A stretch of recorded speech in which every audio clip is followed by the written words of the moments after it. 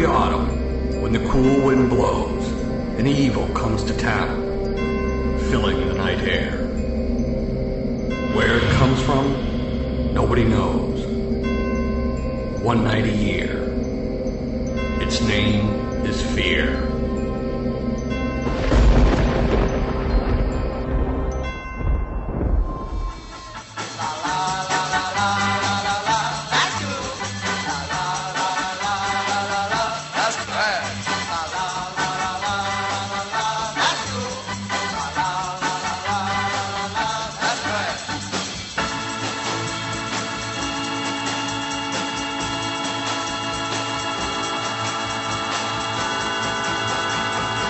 That's trash. Hello, and welcome to That's Cool, That's Trash, the podcast where we watch a psychotronic movie online, then get together on Skype to break down the crazy. I'm your host, Matt Howell, and I'm joined today by Mr. Joseph Dufresne. Welcome, Joseph. Thanks for having me. I'm very excited to have you on. I've been meaning to have you on for quite a while. Since the show's ending very soon, I thought it was totally appropriate to have you on for a Halloween episode. A lot of people who might know you. I've shared some stuff on social media about this episode coming up. People might know you from the name Uncle Eerie, which is a persona that you inhabit for the people. Can you talk a little bit about who Uncle Eerie is and what you do with that?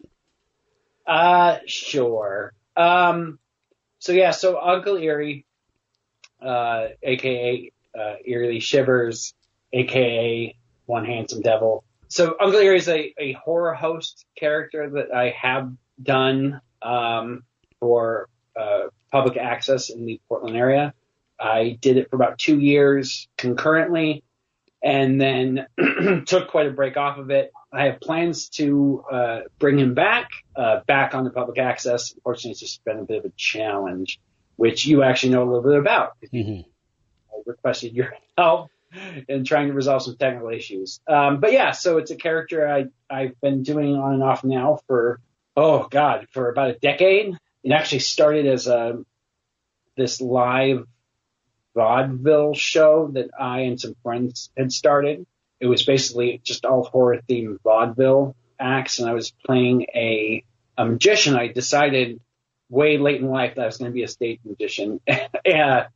And created this whole sort of horror host type character because I'd been in love with horror host characters for a long time. Anyway, so I kind of came up with this character, and then we did a few shows, and then that kind of ran its natural course. And I'm so sorry that there is now multiple dogs barking. So that kind of ended, and then my ex-girlfriend and I at the time, or she was my girlfriend at the time, who is a very skilled special effects makeup artist and a really good artist and just an all-around demented individual in a good way. But we were talking, and again, I spent my teens and 20s in LA area, and for a few years before I moved to Oregon, I had the dream of doing a horror host character, but for some reason I felt like I couldn't do it there. I felt like there was a bunch of horror hosts there, which turns out there weren't any at the time. And I still don't quite know why I had that stuck in my head so badly. But anyways, my girlfriend at the time and I were talking, and I talked about wanting to do this thing. And she was like, yeah, all right, let's do it. And that's how that started. And then we spent about a year sort of designing, we built an entire set, television set in a garage we were renting in the apartment complex we lived in at the time. And we built props. We had some friends help us build stuff. And then we wrangled some other friends together. And so we did it for about 2 years. And then I started doing, I should just mention the real sort of beginning, before we actually did the show, we did what were called spook shows, which I'm sure you probably have heard of before or know quite well. For anybody who's listening who doesn't, back in the 50s, and then there was a revival, I think, in the 70s or 80s for a while as well. People would show oftentimes double features of old horror films, science fiction horror films, but they would include like live entertainment elements. So you'd have burlesque acts. You'd have, I think, a lot of times like comedians or magicians or just kind of things like that. And then a lot of them would implement William Castle-esque things as well. So you'd have like they'd have ambulance parked outside, and they'd have women dressed up like nurses, warning you that you may die if you go. Gimmicky stuff. Real gimmicky, real great. If you really enjoy that stuff, I mean, it's just heaven. And I always loved that idea, and I love the old posters. You see those posters now used for a lot of stuff, but those classic, because it was always such a local phenomenon. So it's like every town kind of would do these things, and you'd have these great EC Comics style artwork, and I was just super obsessed with all that stuff. And so we started doing the live show because we knew that in order for us to do the show that we wanted to do, and I don't know how involved you want to get with the whole horror host culture, but we wanted to do it sort of as big and as sort of ambitious as we could.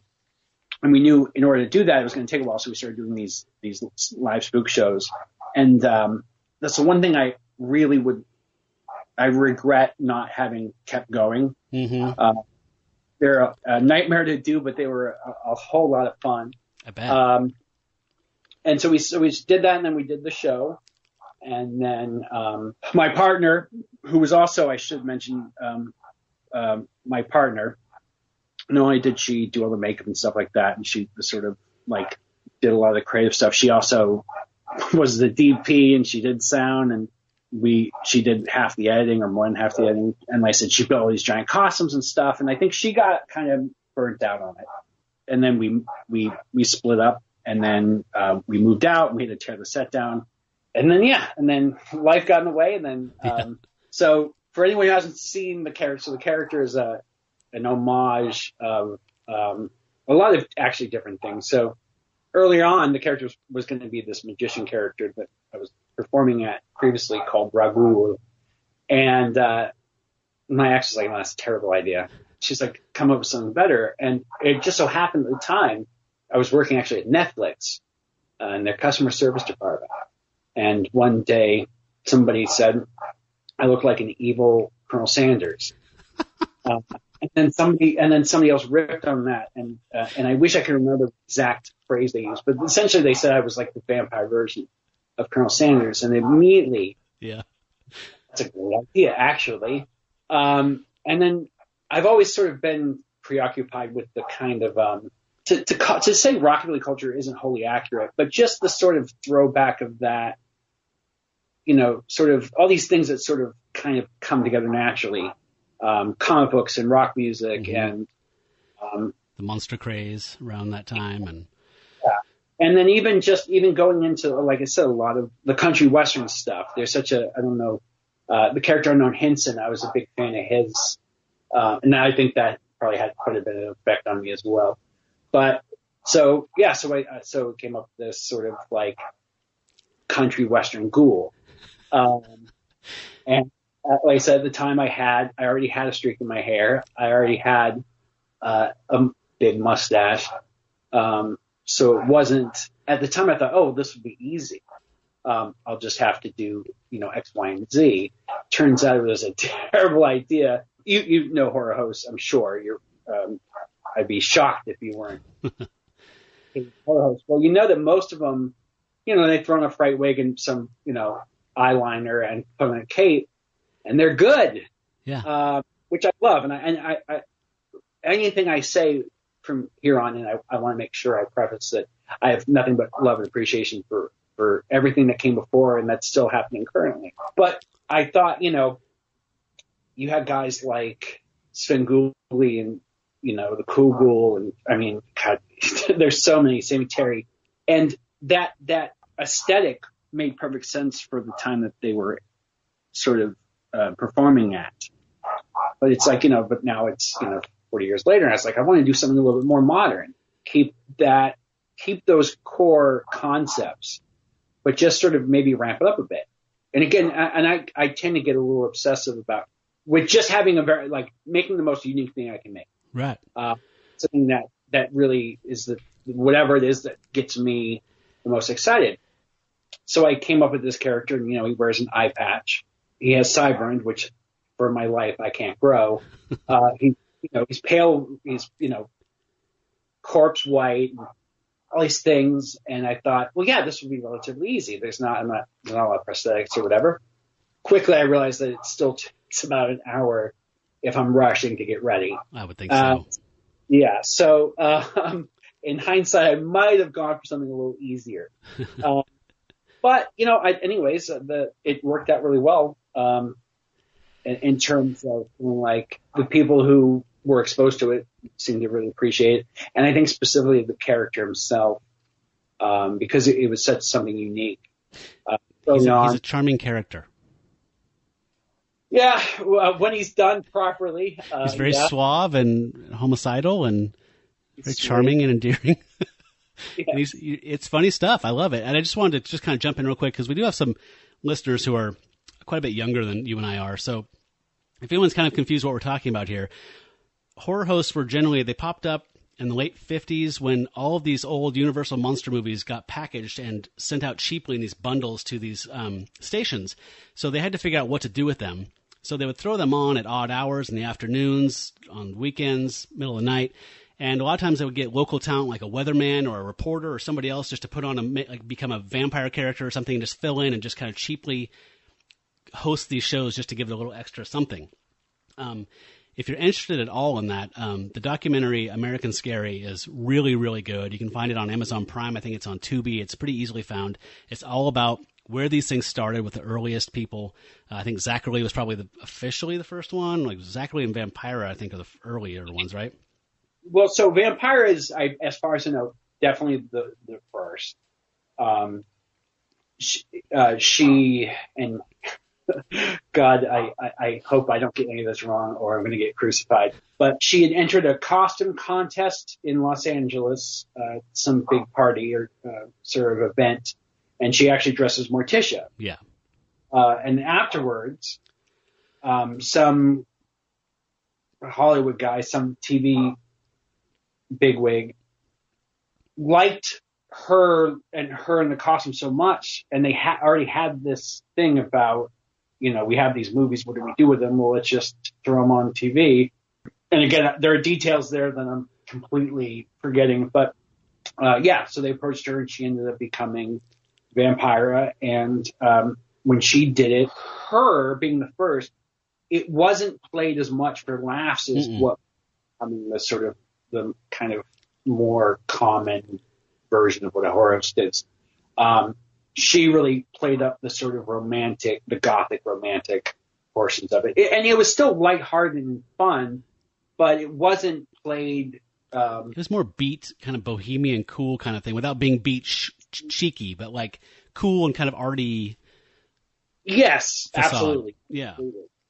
And then, God knows, I do not know who the second one was, but I mean, obviously it quickly took hold. And then I think, and he's definitely out of all of them, the one who had the biggest impact on me was Zachary. And then Zachary, I think, of course, Elvira, who I should also mention, that was my first, child of the 80s. That's what I wanted to ask you, is who you grew up with. Yeah. Because they weren't that common when we were kids. No. In fact, it died. It died with the death of the local TV stations. With VHS, I think, is probably the final nail, right? I mean, when you can go rent anything, why would you just sit through some terrible Z-grade schlock? Yeah. Unless you love it. Or unless you look like Elvira, which... yeah, right.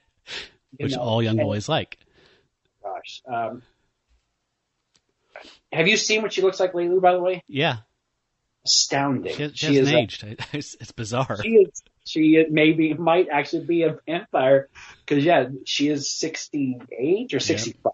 Yep. She's in her mid 60s and she looks far better than I do.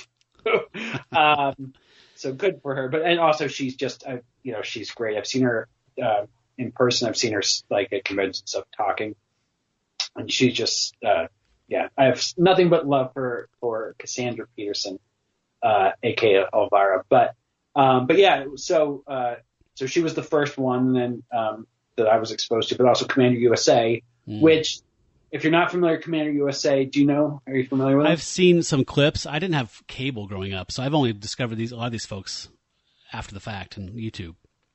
So he was unique in that he wasn't, of course, horror host characters, because again, usually you're talking about horror and science fiction films tend to be more horror-centric characters. Commander USA was interesting because he was like a weird superhero character, but also was really bizarre because one of the characters on the show was his left hand. They just drew a face on it, called it Lefty. Yeah. And anyways, it was, and he showed a lot of like what USA was really showing at the time too, was just sort of like those, USA Up All Night kind of like just that schlocky side of it. But, which I still love, and it certainly still hits a lot of the same, sort of pleasure centers of the brain if you appreciate the sort of gleefully cheesy elements of what that is, which it did for me. And then there was also a show when I was growing up just in LA or in the LA area, and it was just called Sunday Morning Creature Features, and it wasn't hosted by anybody, but they had like a spooky intro and spooky segue sort of, you're just talking like chirons and stuff. If I'm saying chirons right. Yes, you are. And so, and it sort of, so it didn't have the personality of the person behind it, but it still was just nothing but Godzilla movies or, sort of Amstel versus Frankenstein, Wolfman. And just all the stuff all that was missing at that point for me was just having that character. But that was certainly a part of my obsession with that just because for me, I don't know if you're similar, but the movies to some degree are only a part of it. Oh yeah. Part of it's a love for Halloween. Part of it is a love for sort of, again, we were saying before we started rolling, sort of inside baseball. Mm-hmm. It's like just knowing the history of Hollywood and just sort of, I don't know, just sort of, it's a rabbit hole you can kind of fall into easily. And it opens up some of the other interests like Forrest J. Ackerman mm-hmm. and, Famous Monster Filmline magazine. And that almost has its own culture.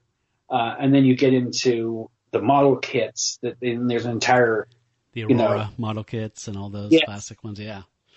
And so that show, even though again wasn't specifically a horror hosted show, all of the sort of same aesthetic, sort of, again, it was the movies, which is the key, but also with the spooky sort of, the lightning and like the, sort of that classic Universal style font of like creature feature.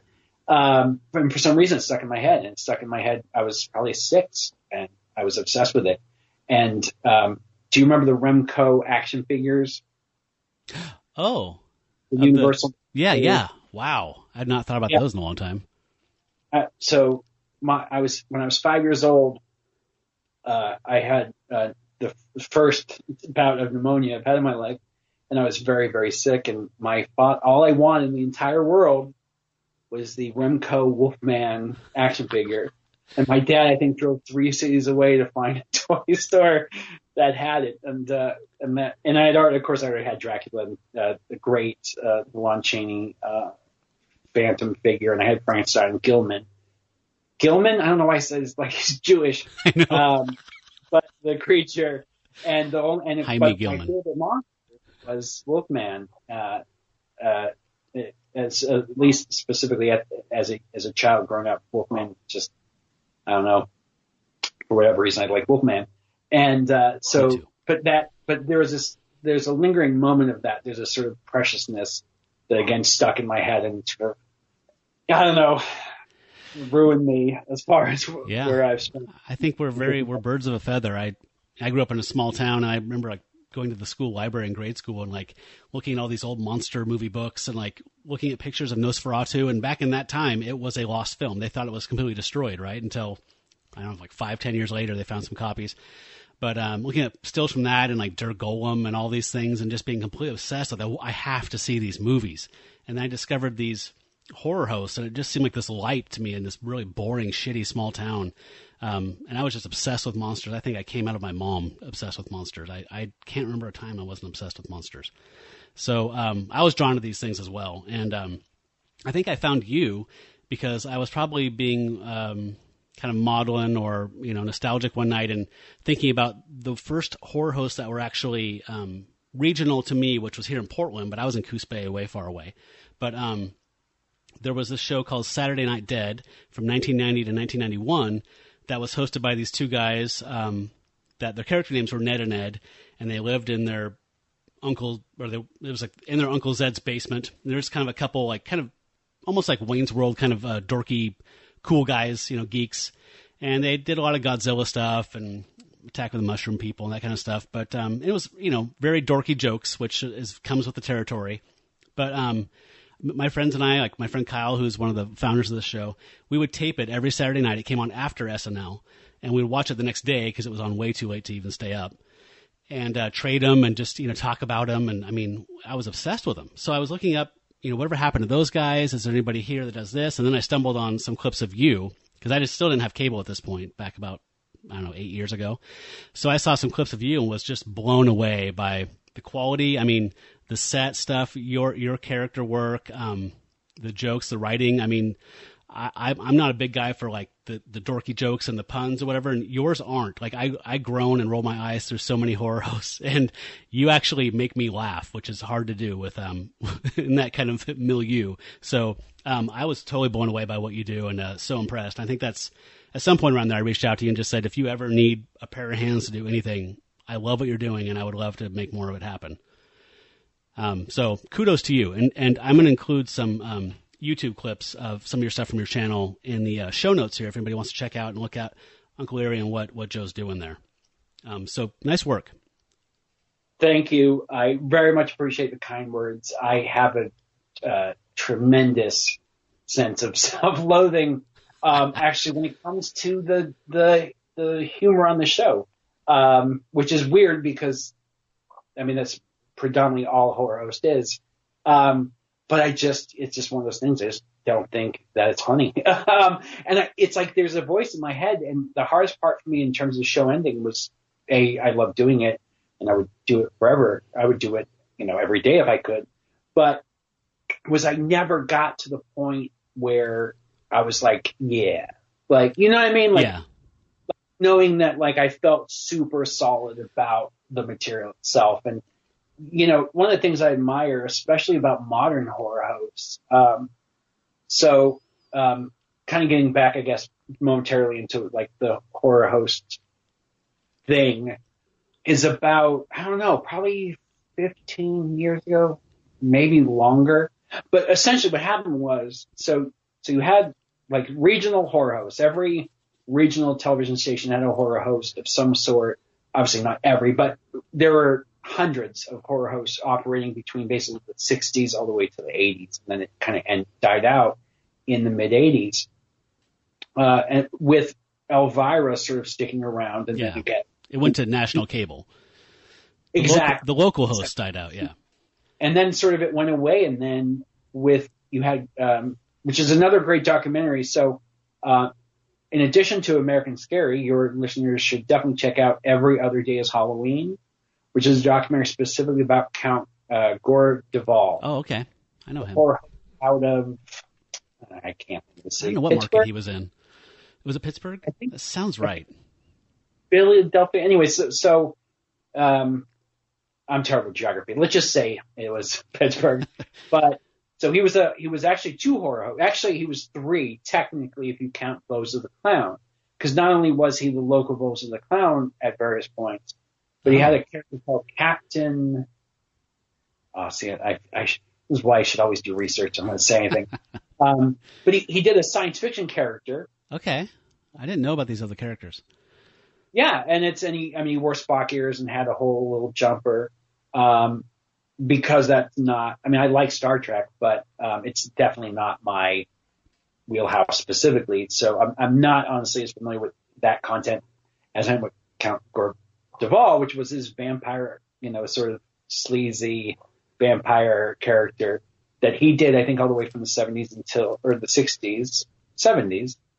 But anyways, so his ended when his local station went under, but then he discovered the internet and decided, and I think he was probably amongst the first, if not the first, of the original horror hosts to sort of say, I'm going to continue to do this. in this new media. And then I think, in large part due to him and some other gentlemen, you started to see other sort of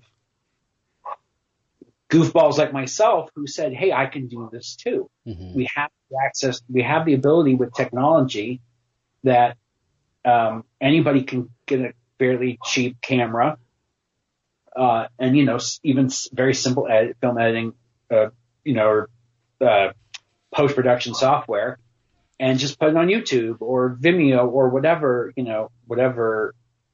outlet is your preference. And the other thing about doing a horror host, which I think is also one of the fascinating things about horror films as well, is that it doesn't take a lot of money or effort to make something fun. Horror host characters is specifically, they wear a silly costume. They, one of the great sort of things for most horror hosts is the facade is very thin. It's, you'd find even the great horror hosts continuously breaking character. They would go off script very easily. And what most modern horror hosts do, which was kind of what I was getting to initially, was most of them, it's all improv. I think most of them have a vague outline of what they want to say, or they'll write down some jokes to include. But most of them work pretty off the cuff, which to me is terrifying. Is all of your stuff written? For the video segments? All of it is written down and then quickly forgotten and abandoned, and then I do about 100 takes until I finally say, good enough. That's right, kiddies. It's time for viewer fan mail. Whose letters will I be reading today? I don't know. Maybe yours. I cannot wait to read the rabid praise heaped upon little old me. All right, and our first letter reads, Dear Eerie, your show sucks. You always play movies no one's ever heard of. How come you never play any classic movies, like Night of the Living Dead or Resident Evil Extinction? Signed, Rob from Woodbury, Connecticut. Well, Rob, you see, I like to consider myself a bit of a Jacques Cousteau of the film world, bravely exploring the deepest, darkest regions of the video bin to bring you the most unique and rarely seen specimens of cinema. In fact, it's kind of my solemn duty as a horror host, not just to entertain, but to expand your horizons. I mean, you can see Dracula anywhere, but where else are you going to find out about the brilliance of a movie like Curse of Bigfoot? And besides, Rob, you see, good movies cost money. Despite my sophisticated exterior, I am not exactly rolling in royalty money. I mean, take a look at this place, for example. I don't even have indoor plumbing. So tell you what, Rob, why don't you get your own damn show and show whatever the hell you want? You ungrateful puke! Anyways, thanks for writing. It's like, I think most creatives kind of go, at some point it's never finished. It's only abandoned. Right. I am hypercritical, as most people are, against specifically people of the artistic or whatever word you creatives. Want to use. Yeah, creatives. You are your own worst critic, and I think anytime you're dealing with having to record yourself and then watch yourself back, it is nightmarish. Although I will say, weirdly enough, because I did study acting, I did give a scholarship to it early on in college. I abandoned that very quickly because drama culture is weird and full of those. It's a strange culture, and I just decided it wasn't for me. But I did have some sort of actual quote unquote training with that, and I did participate in some like independent films, like sort of student film level films for people. But for some reason, and I couldn't watch myself in any of it, but for some reason in the character, it's slightly easier. I think because there is a sort of distinction, there's a degree of separation between yourself and this character. And that was another thing that was really important for me, is that I always try to keep the kayfabe as I mentioned before we started, of the character reel. Like, you'll never see me break character in social media or out, like if I'm on stage. Because for me, it was important just to kind of, again, it was just a different challenge to give myself, to make it just something that was its own. And it's terrible because I'm terrible at improv. So a lot of times when I do these live shows, I'm just ready to throw up actually on stage. And then I'm on stage and it's actually fine usually. But the instant that if I'm outside, say if like, for example, I'm doing GuignolFest again, which I'm sure we can talk about in a bit. The instant I walk off that stage, if I go outside for any reason or from the lobby, if somebody starts talking to me, I instantly cannot keep the character going because there's such a level of self-consciousness.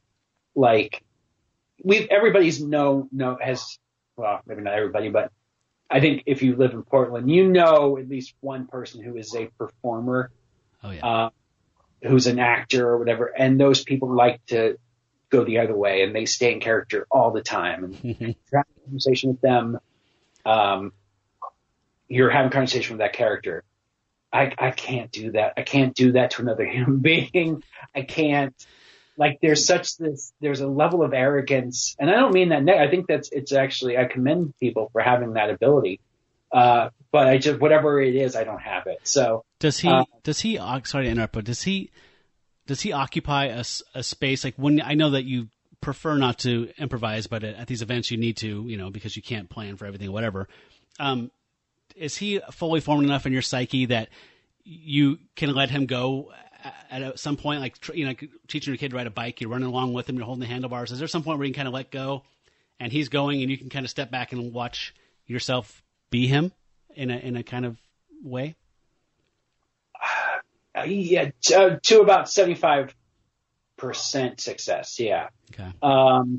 I think there's always a little voice in the back of my head that is trying to make sure there's just always a little voice where I'm trying to think of about what is the character as opposed to just like feeling it, letting it come completely naturally.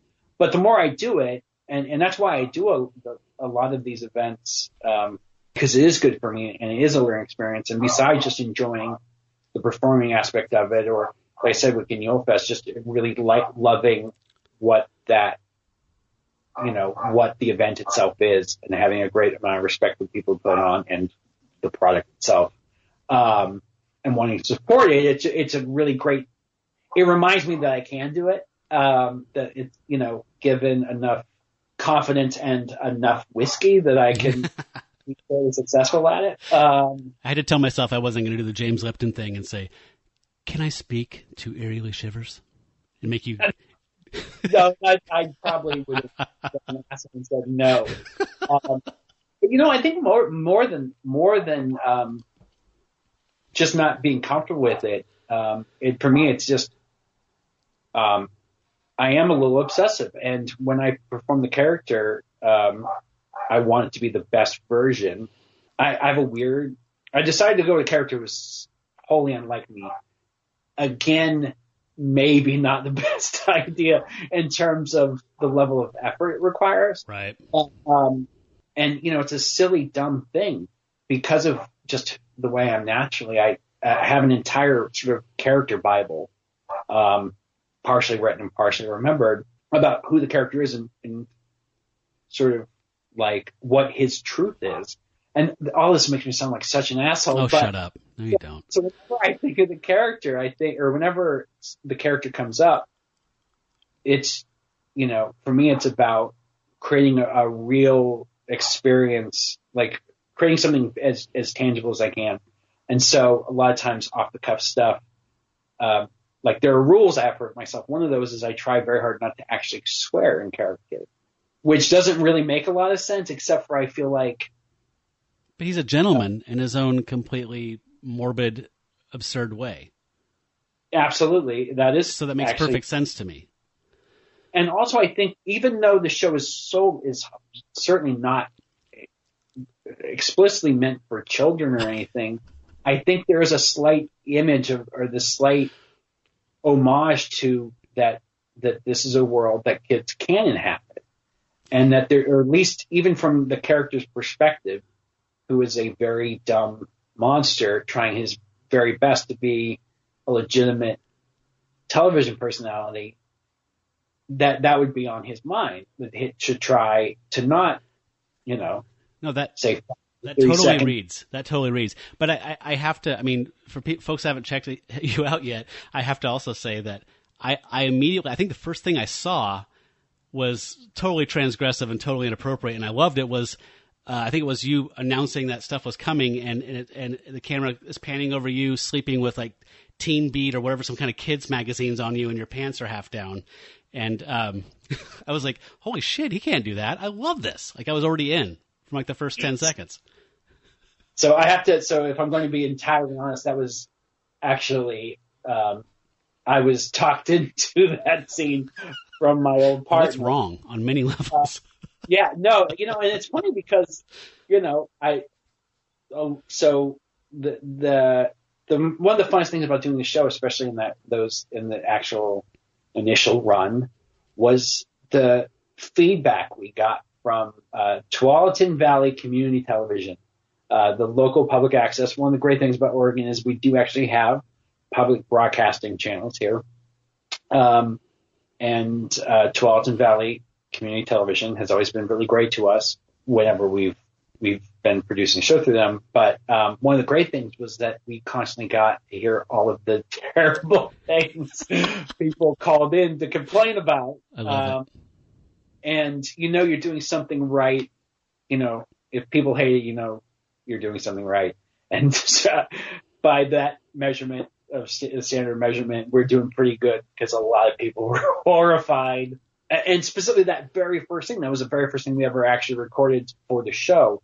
I did a poem that isn't even on our channel. It's actually on a different channel altogether. And that was the very first thing we filmed, was this sort of spooky Halloween sort of homage poem that I just made up as we were filming it. That commercial was the very first thing we ever released. And, it's a hell of a way to introduce yourself. Yes, it is. Sometimes, because we ended up being the most watched show. So the great irony, of course, is that we had the largest viewership. I mean, of all 12 people, but because we had the largest viewership, we had the highest rotation at the time on public access. So it was being played, noon and 5 o'clock. Oh, wow. So, and that again would just spur more sort of outrage and hatred.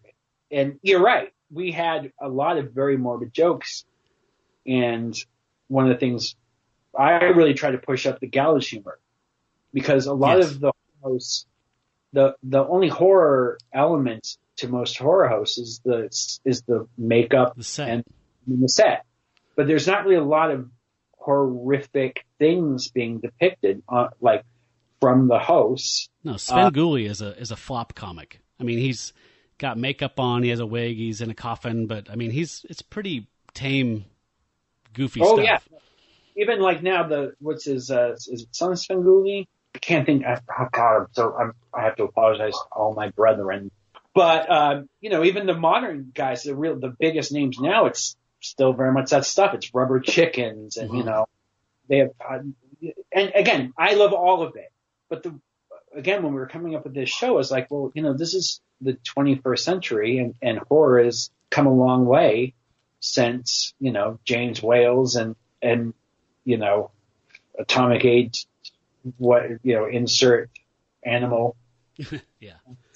It's like now, films like, Necromantic, like has, and so why not? Like if you're keeping in relation to the culture you're existing in, having a character who is both fun-loving and also murdering people, sort of felt like the right way to go. We're post slasher. We're even post Scream. We're post slasher at this point. If you're not reflecting that, then you're just being nostalgic for the point of nostalgia, which I wouldn't be interested in, to be honest with you. I think the fact that you have that edge, that's more like a kind of a Ghoulardi thing. I mean, Ghoulardi's cool, but you do the horror stuff on top of it, and I don't know. I dig that. And I've seen some folks that are on YouTube that are a little more transgressive or a little, I don't know, more violent, kind of gory kind of stuff, which I don't get. And I'm not an edgelord. I don't get off on that stuff. I think that you walk a really nice line. There's a really nice fine balance on the humor and the morbidity that I find really endearing. Thank you very much. I should, again, say that a lot of the thanks to that should also go to Shoshona was the name of my partner to the show. And again, she was a really great makeup artist. I don't think she does anymore, but for a while, she was sort of the makeup person in Portland, and I benefited from that greatly. So a lot of the makeup and the gory elements, I was very lucky to have somebody who knew what the hell they were doing all the hard stuff. So yeah. So you do your own makeup now? Poorly, but yes, I do. I do know a couple of people. So the other most important person to the show is a gentleman by the name of Zach, who played I wouldn't sully his good name by calling him my sidekick, but he was sort of my right-hand man, was a character called Dr. Z. Zach was somebody I met through Shoshona, and he had done some performing, like sort of performance art stuff. Zach is, sort of, he's the lead singer of a band, an industrial metal band called Dead Animal Assembly Plant. But he was gracious enough to sort of decide to do a really silly German accent and put on this ridiculous costume. And he was very instrumental, especially because for a guy who'd never done acting before, he was a great natural actor. He was. I am terrible with accents, which you know if you watch more than 2 consecutive minutes of the show. Doing a southern accent is really hard for me to. I am in the the Kevin Costner school of accent. It's better than the Keanu Reeves one. I have a question. Can we talk a little bit? We've been mentioning GuignolFest. Can we talk about that a little bit and then kind of transition more into the Halloween stuff? Yeah. So Grand Guignol was the theater in Paris, right? That was like from the late 1800s to the mid 1900s, this theater of like the grotesque, right? Like there were these like little plays with these violent kind of amoral, little morbid plays that people was a draw to people, correct?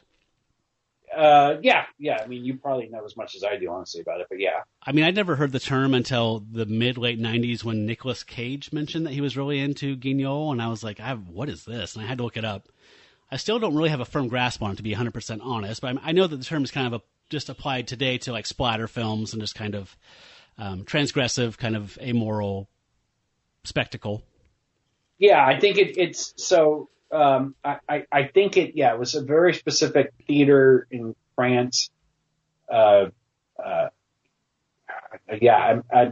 you said, around that time frame, and I think it started sort of just a specific theater company deciding to do, things of a sort of violent, dark, horrific, transgressive nature. And then that, I think, also sort of, there was a lot of things happening around that time that sort of also, the collective unconsciousness, there was a lot of sort of similar concepts or themes being explored in art and theater. To had things like, I can't think, like, so the Memento Mori, so that sort of was very popular, I think, at the time. And there's, I mean, it's going to drive me crazy because we'll end this and it will. Didn't you remember? But yeah, there was another thing happening simultaneously. It wasn't theater. It was just a club. It was sort of like Studio 54, before however, like 100 years before Studio 54.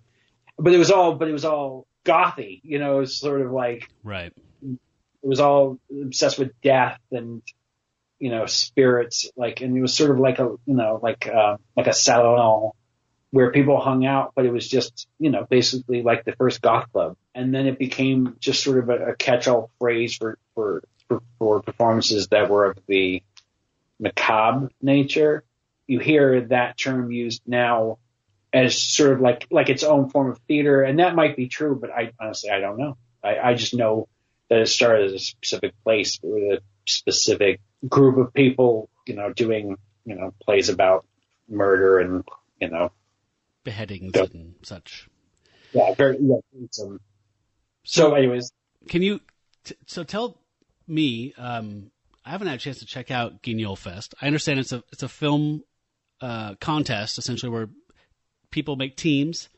I'm familiar with the horror film contest, which I really want to do one sometime. I never have 3 full days to not sleep and work on a project in my life, and the timing's always terrible. But I understand basically that you make a team, you submit, an application, you get these elements that have to be in it to prove that you haven't written it or created all the stuff beforehand. So you need to have this location and a character named this or whatever, and they have 72 hours to, from soup to nuts, make a horror film, correct? And then at some point there's a festival at the end where you watch all of the people's products, what they produced over the 72 hours, and then there's a winner. There's winners chosen. Is that correct? I mean, are you sure you don't know what it is? Because that was exactly. I don't think I have anything to add to that. No, yeah. So it's a 48-hour film fest. Oh, it's 48? Ooh. I believe. Wow. Yeah. So it might be 72. I think it's 72. I follow them on Facebook. I'm pretty sure it's 72 because I saw the announcement at the kickoff was Friday. Fest. But yeah, you're probably right. But I think no, because I think Sunday, right? So Friday. Oh shit, you're right. No, it was 48 hours. I'm thinking of the 72-hour horror film fest. You're right. So Red Flag, which I think is just the name of the production company that's created, that spawned it. But so Red Flag's GuignolFest was started by a gentleman named Dylan Hillerman and his now wife Julia. So it's an entirely sort of homegrown film fest.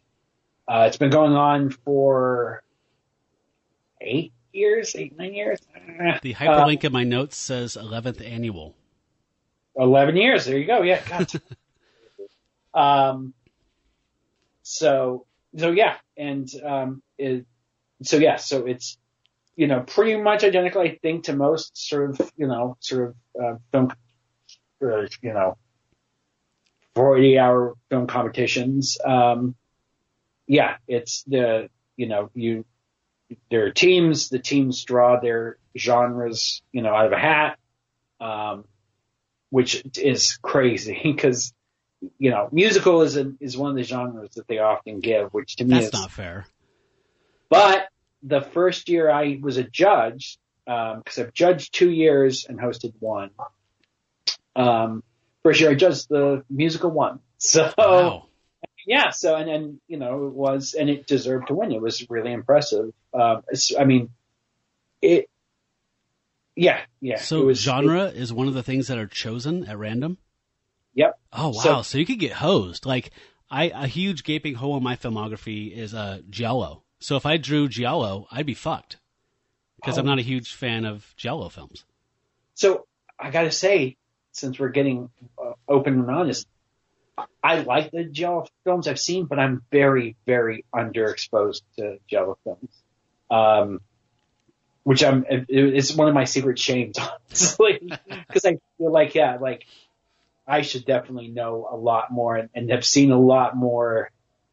And honestly, until you just said the word, I wasn't sure if it was Giallo or Giallo. But yeah, so we are brothers. But yeah, so you're absolutely right. And I've often thought that because, I would be fucked if I was in a team and I got musical, not to say that I can't enjoy musical, but I played drums in bands for 12 years, but nobody's writing hit songs for drums. So yeah, it is. But honestly, most of the teams, it's the same teams have been doing it for about 10 years.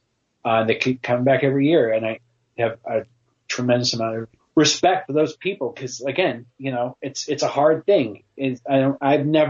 I've always wanted to do a 40-hour film fest. Maybe we should do one.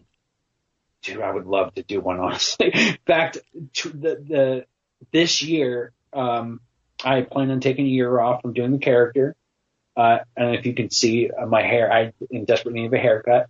And I really wanted to make it this year to actually participate. But it's just, it's a matter of having enough people who want to join your team, having the equipment, which shit's not cheap. One of the things about doing the show for us was, we got to use all the studio's equipment for free. So, a great benefit of doing public access is when you sign on to participate, you get all their very awesome, very expensive equipment completely for free, as long as you don't break it. You got to get this on the calendar so that it's not a surprise. It always sneaks up on me, and then it's too late for me to even consider signing up. So, we'll have to do some research. Somebody asked me if I want to host it or judge it. And I'm like, shit. So yeah, no, totally. Well, maybe next year. Maybe there's always next year. Okay, but I'm going to put some stuff on the calendar.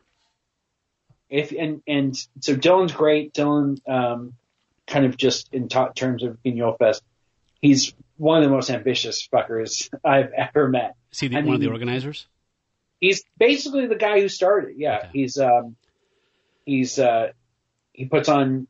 So he does this. He does lots of other art stuff. I think he started actually as a poster artist for bands in Northern California. Oh, cool. Yeah, and he does some. He's a really good artist. I was gonna wear his shirt actually. When I threw my shirt after work, but I thought it'd be weird. But it's a great shirt. It's a design he designed, a poster he designed for the last GuignolFest. But so he does that, and whenever he's not doing stuff like this, or him and his wife are currently in the process of filming a feature-length film, and in between that, they've done God knows how many theatrical plays, including one they did an autobiography about the band, the Alice Cooper band, that's now like getting attention from members of Alice Cooper's band, Dennis Dunaway, and some other people, and some of the original groupies, that famous group of groupies, have even sort of talked about and stuff. And again, he's just a guy who's just constantly doing stuff, and I'm always amazed by people who can just get shit done and do it just nonstop, which is is what him and Julia both do. I wanted to ask you about, do you have any, quickly before we talk about the film tonight, what are your kind of do you do like the 31 Days of Horror challenge that people have done on social media recently, or do you have any go-to October movies that you watch every Halloween season that are just must-watches? No, I mean, typically I do usually I actually would do 2 horror films every day during October. With just the way life is now, it's been a lot less frequent. My wife will watch scary stuff in front of my daughter, and I'm just I'm so neurotic about what kind of damage I'm doing to her. So only when she's not around. But yeah, there is a handful of movies I always try to watch. I actually haven't watched 0 of them this year, but things I do watch Monster Squad. I mean, I'm a kid of the 80s. It's so, even though it's not Halloween themed, there's just so much about Halloween in that movie to me. Season of the Witch is another one I usually try to watch. Do you have Halloween 3, Season of the Witch? Yeah. Or the George Romero movie, Season of the Witch? Yeah, no, the Halloween 3, Season of the Witch. I love that fucking movie. And it's funny because I'm not usually the hippest kid in the party, but I've been fucking telling people about the movie. I've been trying to defend that movie's greatness to people for fucking 20 years. And now all of a sudden everyone I know is this one. Isn't that weird? It has had this resurgence where it's just people have suddenly turned around and reappraised it, and it is hot for some reason. It's weird. You know what it is? I think it's people are going back now, and they're really you see all the movies that you love, and you go, yeah, these are all great. And then you're like, well, what's everybody else? What are all the movies? And that's one of those movies that you didn't like as a kid because it wasn't fucking Mike Myers. And so you just dismissed it immediately. And then especially when you're at that age, the edge, because I think most people go through a slight edgelord phase in their late teens, early 20s, when you're really kind of deciding this is who I am as a person. These are what my interests are.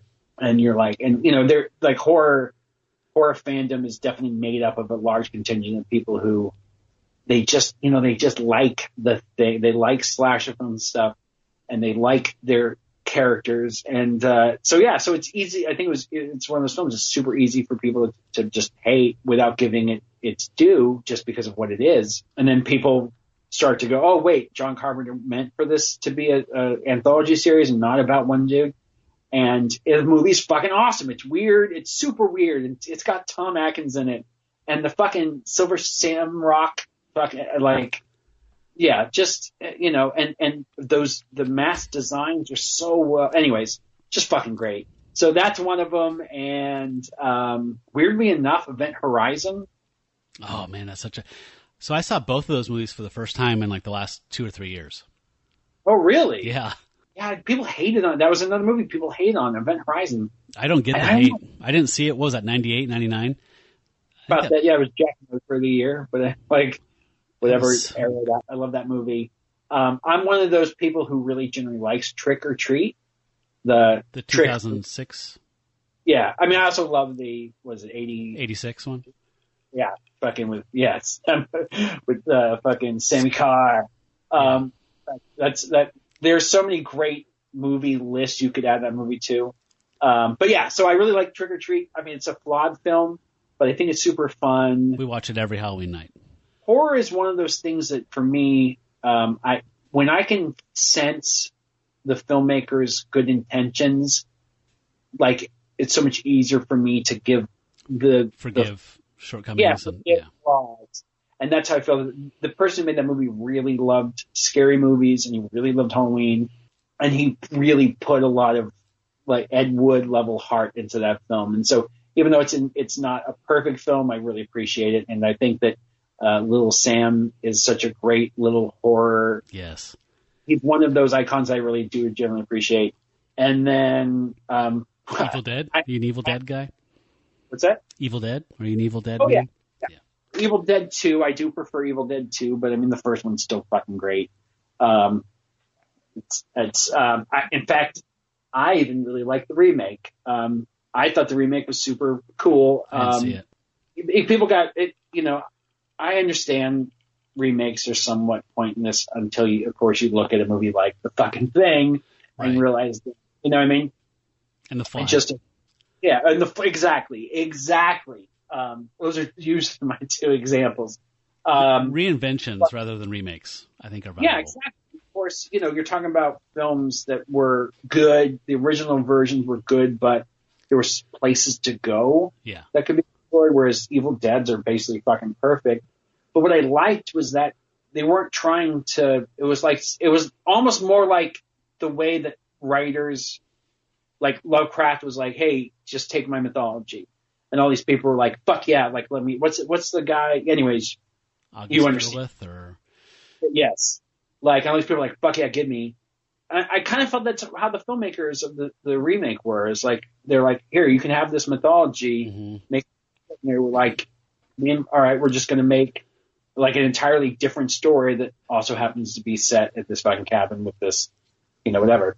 And I think there were some really fun, playful things that the film did too. But anyways, I used to really watch The Worst Witch on Halloween, which is not a horror film, but it was sort of, you know, have you ever seen The Worst Witch? I've never even heard of it. Oh, shit. The Worst Witch is a children's movie made in like Fairuza Balk is the star of it, and she's a child. So late 80s. Yeah. Sounds like. It's basically I don't know. So it's a witch school. It's like Harry Potter. It's a witch school, and Fairuza Balk's character can't get anything right, and everybody hates her. And then the Grand Wizard, an unfortunate title, the headmaster. He's not even the headmaster. He's just like the best wizard in this universe, and it's Tim Curry. Okay. And he comes to school, and everybody's super excited, and he sings this song that you've probably seen clips of on the internet or used for GIFs. It is one of the most gloriously, amazingly terrible things ever committed to film. Wow. At some point in the next couple of days, just Google Tim Curry Worst Witch, and I can't think of the name of the song. But yeah, like as far as horror films go, there's quite a few. I mean, honestly, it's Texas Chainsaw Massacre. I love horror films. I don't find most of them scary.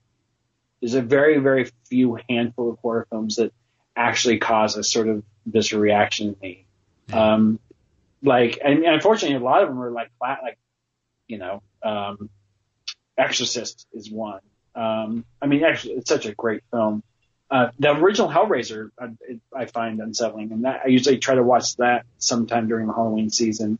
There's a movie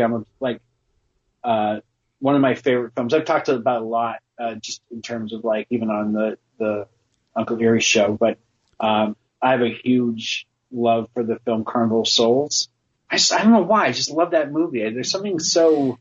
Yes, I love it too. It's hypnotic, and its limitations are almost part of its appeal. You can tell it's super low budget, and it's a perfect little film. I love it too. And it feels like the stuff shot in the carnival or the whatever that the amusement park thing. Just haunting stuff. It's just it's great. I feel like Carnival of Souls is an art film that just also happens to be a horror film, because it's the whole movie just it's about isolation and all these things, and I just really find that movie very comforting to watch. But I also think it's spooky and fun, and again, I can put it on with children and not feel too bad. Yeah. Well, what about you? I know this is your podcast, but I am curious. My wife got me a copy of The Evil Dead on DVD that comes in a little case that looks like the Necronomicon, like a little rubber Necronomicon case. That, Trick or Treat, From Beyond, Reanimator. Just a lot of go-tos for me.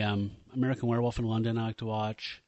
I was kind of a latecomer to Texas Chainsaw Massacre. I don't think I saw it until I was an adult, and that's up there pretty high. It's got this weird quasi-documentary feel that always pushes it into this extra scary place for me, where if it was filmed nicely on high-quality film stock and with tripods and all that stuff, it would not have worked. But the fact that it feels like the cameraman's in the van and the stuff's happening, it feels like it's real to me. And so every time I watch it, it's unsettling. It's funny. I've tried so hard I feel like I could make a podcast just about Tobe Hooper's original Chainsaw Massacre, and just trying to figure out why it is such an amazing piece of film, because there's so much to it. I remember I saw it when I was super young, and I think it traumatized me in a way, in a positive way, I guess. Are you familiar with the Polonia brothers? Very first Polonia brothers film, or I guess at this point, just Polonia Entertainment. Mark and John Polonia, they were twin brothers. We've seen two of their movies on the show. We watched Feeders and then Feeders 2 Sleigh Bells. If you recall, they were the mid-90s alien invasion movie with some rubber kind of fish mouth puppets. And they're pretty bad. And these guys, if you recall from that episode, were kind of famous because Feeders was Blockbuster Video's #1 rental for the year of 1996, because it was picked up for distribution by them after Independence Day came out, and apparently people were alien invasion crazy and just renting anything that said alien invasion on the description. And so this movie got in a lot of people's living rooms, which Feeders got in a lot of living rooms. I can't fathom that. It's, wow. Anyway, that movie co-starred John McBride, who also made movies like They Did, like Cannibal Campout and Wood Chipper Massacre. He did the music for the film we're watching tonight, which is Halloweenight. This film is a remake of a Super 8 film that the twins did when they were teenagers, this story. And it was written by John Polonia, I guess. He created the story. And they decided to do it again with a little more budget and a little more experience under their belts. And John died suddenly at 39 years old. Yeah. And his brother Mark went on and produced it. And the starring character, the villain or whatever you want to call him, died while this was in post. So there were 2 deaths during this whole thing's production. The film was dedicated to John Polonia. So I did notice the tribute in one of perhaps the most unfortunate tributes made. So these guys have a really nice rep among other indie filmmakers, of that ilk, as being very generous and kind and supportive people who help people make films that want to make horror movies. So I always kind of feel bad dumping on product that people like that put out, but I have to be honest when I'm being critical. So I'm going to be a little ruthless like I do on this show. Yeah, I know. I feel it knowing not just one, but two different people involved in the making of this, both passed away, makes it really hard to talk shit about it. Yeah. Now I'm sad. But we will do it. My first issue with this, I know this was 2009, so it was a different time. You know, we were filled with hope for change and all that. But slapped across the opening credits was Polonia Brothers Entertainment in papyrus. I immediately kind of shut down and died inside. The creative and designer in me. Did you notice that was papyrus font? Yeah. Yes. Well, my first reaction to this movie was, wow, the movie that answers the question, do unironic mullets still exist in 2009? The answer being, yeah, they do. Apparently they do. But you know, it's funny because it's so weird. If you watch a lot of movies of this quality, you know, there's so many of these companies, not to discredit Polonia Brothers for having their own unique brand, but, you know, a lot of these movies that are kind of made on these budgets with this level of creativity, they're almost anachronistic in that they could be filmed in 2009 and look like they were filmed in, you know, 1990. Yep. Like there's this weird timelessness to really shitty movies and the you know, the costuming and stuff. It's really weird. Yes. But even the sort of bad fonts, the graphics, you know, whatever programs they're using.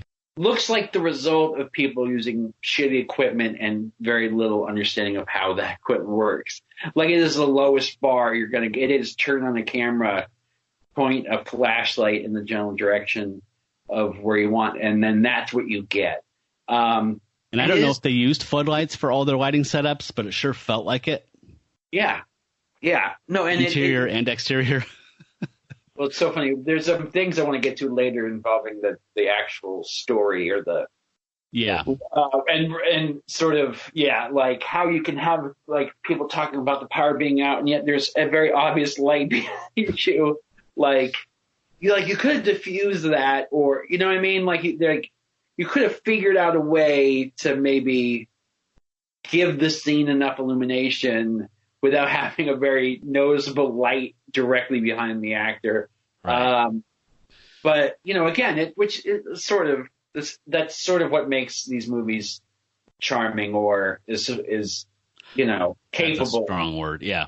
Bearable. Yeah. Can I do the one paragraph explanation here for people who haven't seen this? Oh, yeah, please. I wonder if it's the same as I read, because I'd love to talk about that. Oh, okay. So this is available on Amazon Prime, folks, if you haven't seen it yet and you want to check it out. It is Halloweenight as one word, but on Amazon Prime, it's two words. And if you search for Halloweenight with one word, you won't find it, which, like, I didn't. But anyway, this movie is about a guy named Harold, often referred to as Creepy Harold. And he is a janitor at a local college. He is kind of an odd, withdrawn dude. He loves Halloween. And he is the butt of some jokes of the local asshole college kids. They hassle him. They destroy his scarecrow. He does some black magic over it and rebuilds it and makes it come alive with a human heart. And it is his tool of vengeance, his avatar, that he seeks vengeance with on Halloween night at this Halloween party where all these kids are. So it becomes essentially a supernatural slasher where the scarecrow is walking around a Halloween party with people in costume and killing the people that have hurt Creepy Harold in the past. I think that's all you need to know, really. There's a girl named Trixie who has been nice to him in the past, and there's a bunch of jerks who are in their early 40s that are college kids. Let's talk about that for a second. So this is a movie about supposed college students. The median age of the actors, I would say, charitably 38. Yeah. Probably closer to about 45. And, yes, oftentimes in movies you have adults playing teenagers. But this is not, and I feel like this is a very important distinction to make for anybody who is thinking about watching this movie. we're not talking about, Dylan. Oh, Luke Luke Perry, fit, boyish 28. I'm talking a hard-lived 40. You know what I mean? Yeah. These are people. There's a lot of male pattern baldness in this movie. A lot of frown lines. And I just assumed they were talking about other characters when I read the synopsis. And when one of the jerk guys is, flirting with Trixie's friend, and she's talking about, where are your parents? I was like, what? Yeah, I know. What? My wife and my daughter were watching that part. I'm like, wait, what? Yeah, I was like, you mean his children? This guy's an AARP. I don't think you need to worry about where his parents are tonight. Oh my God. That one dude, Matt, the main bully guy who's hosting the party. No, he's not hosting the party. Sorry. Nick is hosting the party. But Matt, I know that he's the dude you're talking about. He had the full on mullet. What's the name of the bodyguard on the Venture Brothers? He has that mullet. Brock Sampson. Right? It looks like it's made out of meringue.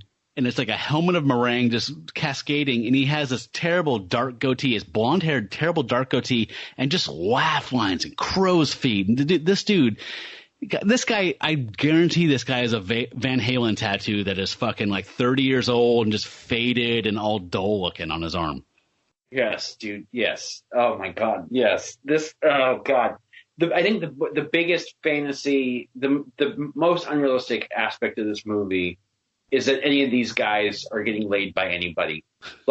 Nobody is fighting over the 45-year-old road, Leonard Skinner roadie. He's got his shirt unbuttoned, oh my God. It's your dad chest. Oh, it made me so mad. Yeah, what is he studying, by the way? What's that? What is this truck driving dude studying at college? Yeah.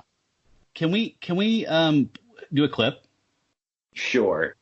I don't know. Do you want to hear Harold talking to a scarecrow a little bit? Oh, yeah, please. There you go, my friend. All ready for Halloween.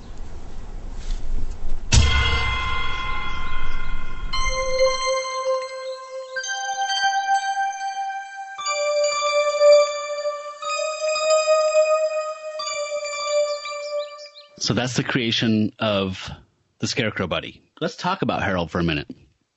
Yeah, sure. So, as a main character, describe him. So he's sort of like if Reggie Bannister and Harvey. God damn it, you took mine. But I'm pretty sure, I don't know if he's buddies with the Polonia brothers or if they just saw that his last name was Carpenter and they're like, well, if somebody's in the video box, they'll just. Yeah. He was in some of the other stuff, so I think that they were collaborators. I'm pretty sure every one of these people are co-workers or family members. I know a lot of people are family members because if you look at the credits, the last name Polonia shows up 47 times. Right. Yes. Anna Polonia, Maria Polonia. So, which, I actually appreciate I do appreciate the let's put on a show. Everybody, grandma's making pasta for, yeah. Appreciate that. Yeah. I don't mean much shit about that, but yes, I assume that most of the actors are just buddies and, whatever. He is an interesting choice. Magnetic isn't a word I would use. No. So you said Reggie Bannister. So folks, he's referring to a recurring character in the Phantasm film series who has this, he's bald and he has kind of longish hair and he's a cool dude. I love Reggie. He's got kind of a weird 70s Jack Nicholson kind of vibe to him. He's very lovable and he's whatever. But this guy looks like Reggie Bannister had sex with Eeyore and they somehow chose to raise their son. Yeah, no, he is. He's like if Harvey Picard took a lot of mood. To, you know what I mean? He was medicated. Now he's certainly not what you would call a handsome man. No. Fortunately, he's not also what you would call a talented man. Not not somebody I would choose to handle the emotional brunt of my movie. But, you know. Hey, I have a clip.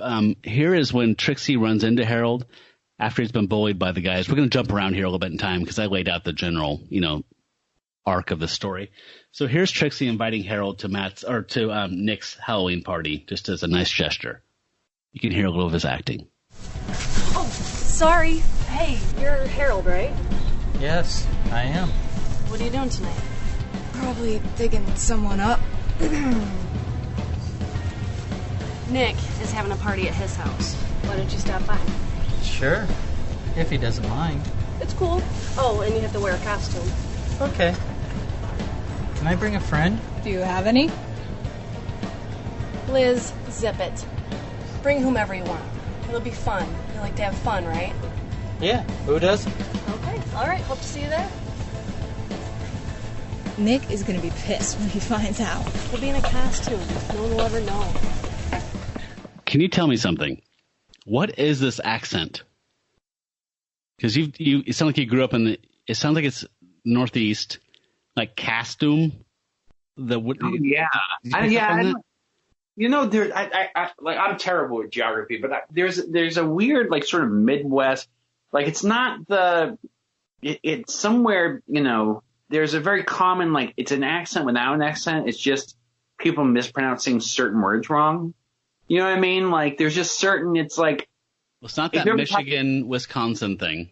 Like, no, bag, yeah, definitely not. Instead of bag.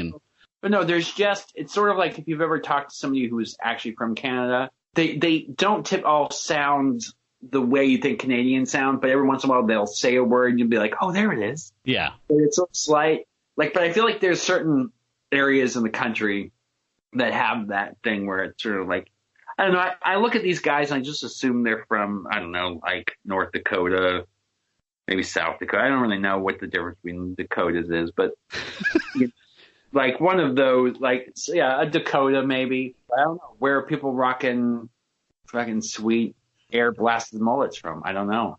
So you have to imagine, folks, I haven't seen this yet, that those two women talking to Harold, one of them, the main character, Trixie, looks like Maria Bamford's older cousin who strips on Monday afternoons at the local strip club.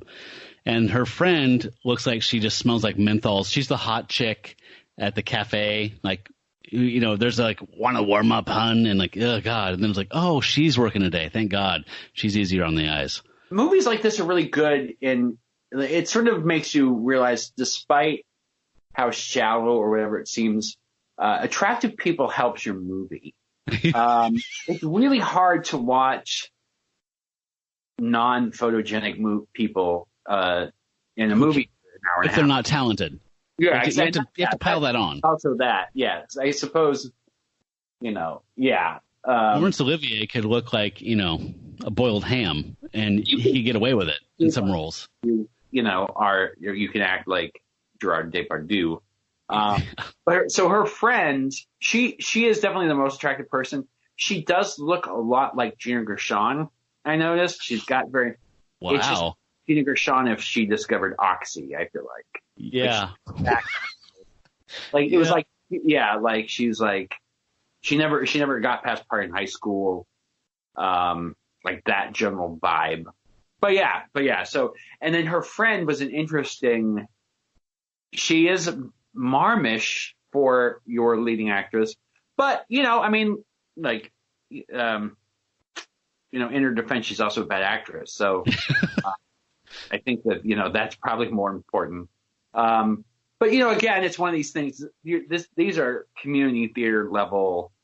It's not the worst acting in the movie. In fact, do you have a choice for worst actor or performance in the movie? Oh wow. I feel like any one of the bully boys, any one of the frat-ish dickhead bullies, Nick, JJ, Matt, it's so hard to choose. So I'll tell you the worst performance, in my opinion, in this whole movie. It's the DJ. Yeah. DJ's trying to leave. He's packed up his band, and Harold shows up, well, not Harold, but we'll get to that, I guess. Go back and watch that thing. You will never see a more uncomfortable that dude just really wants them to call cut. Yeah. Like, he so does not want to. I don't know if it was a favor or he just decided that it wasn't the career path for him, but it is real awkward to watch. He keeps sort of eyeballing the camera out of the side, you know what I mean? Side-eyeing the camera. It's so bad. Also, Matt approaches him at one point when he's spinning records and says, I never really liked Halloween. And he's like, oh yeah, really? Not disengaged. And Matt volunteers some information about something. And then he turns to the side and does this huge, broad, Seinfeld-y, good luck with all of that. Kind of weird muggy face, which is God, dude. Come on. Oh, gosh. I forgot about that window. Can we meet the guys real quick? Yes. Yeah, we probably should. So this is after Harold has made his scarecrow and put it up. These guys show up in ski masks and tear it down, rough Harold up a little bit, and then run off. And bear in mind, these guys are literally in their 30s, if not early 40s. But so this clip is them attacking Harold. Yes. Creepy Harold! Creepy Harold! Come on, Creepy Harold! Come on! No, not the scarecrow! Yeah. No! Go out for a pass! Come on! Yeah! All right. Under! No! Not the scarecrow! He's my friend! Have a heart! Go get him! Come on! Sorry, I just wanted to establish, Harold's emotional, fragile kind of state of mind here, so we really understood his journey as a character. I will. So that's the scene where I realized, and I mean, it wasn't winning any awards before that scene, but that was definitely the scene where I was like, "What is this pile of shit?" That is easily the most sort of depressingly ineffectual, whatever they were going for. Which, again, I kind of forgot. I forgot what the Amazon Prime synopsis was at this point. So I forgot that these guys, that these stepdads are supposed to be. Yeah. So I was just seeing a bunch of middle-aged dudes wearing what are they called, baklavas or whatever? Yeah. Just so ineffectually terrorizing this sad dude. And it's they're tearing apart his scarecrow, but it's they're not even. It's not even violent. They're just sort of pulling on it. I was like, I don't know if we're supposed to be scared of these guys. I don't know what the intention is, but this is the saddest group of thugs in any movie ever. And then I remember they were supposed to be college students. I was like, all right, well, I guess that kind of makes sense, but it is so bad. It is so cartoonish. Yeah. And so bad. I will say this though. So I don't know if you go back and listen to that clip, but the first time I watched it, Harold gets real close in pitch and sort of the way he delivers those lines to Clint Howard territory. That very brief glimpse or that moment, and made me go, yeah, dude, I'm into it. Yeah, I was maybe we'll get a Clint Howard-y kind of performance of this guy. And then he goes straight back to sounding quite accurately, like you said, Eeyore. Yeah. Muttering softly for the entire duration of the movie, except for when he yells bitch a lot. You bitch! Or whatever. I'm getting ahead of myself. But I want to circle back around because the listeners who have not watched this yet have not met Matt, Nick, and JJ, the Halloween boys, or whatever the fuck they call themselves. Yeah, there's the party. Yeah, something. Yeah, I think it is Halloween boys. And this is where I knew I was in for some comedy as far as bad movie making goes. Oh, we sure got Creepy Harold good this time, didn't we, guys? That'll be a Halloween prank he won't soon forget. No, stop, don't. The Scarecrow's my friend. What a loser. All hail the Halloween gang. Matt, JJ, Nick. Now what do we do? Hey, tomorrow's Halloween night. Let's have a party. Yeah, a Halloween party. My parents are away for a few days. As long as we clean up afterwards, they'll never know the difference. great, man. The wildest, craziest bash ever assembled under one roof. This'll blow the others away. Great. We got a lot of shit to do. Let's get started. We gotta buy booze, invite chicks, get costumes. Get laid, get drunk, get laid. I've got a handle on a few sorority girls. They love to party. And how about the Alpha Beta guys? They can get us all the booze we want. No way. They'll bring the booze, but they'll leave with all the women. Yeah, he's right, man. We'll buy our own booze. My wallet's missing. Looks like I'm buying the booze. Come on, let's make some calls and tell everybody about this party. Those are the boys. Yeah. Okay, let's talk about this for a second. So, it's funny because I'm getting mad now and thinking about this movie. Normal response. Wallet. So this is the mind-boggling lack of just any sort of effort. Sometimes you think that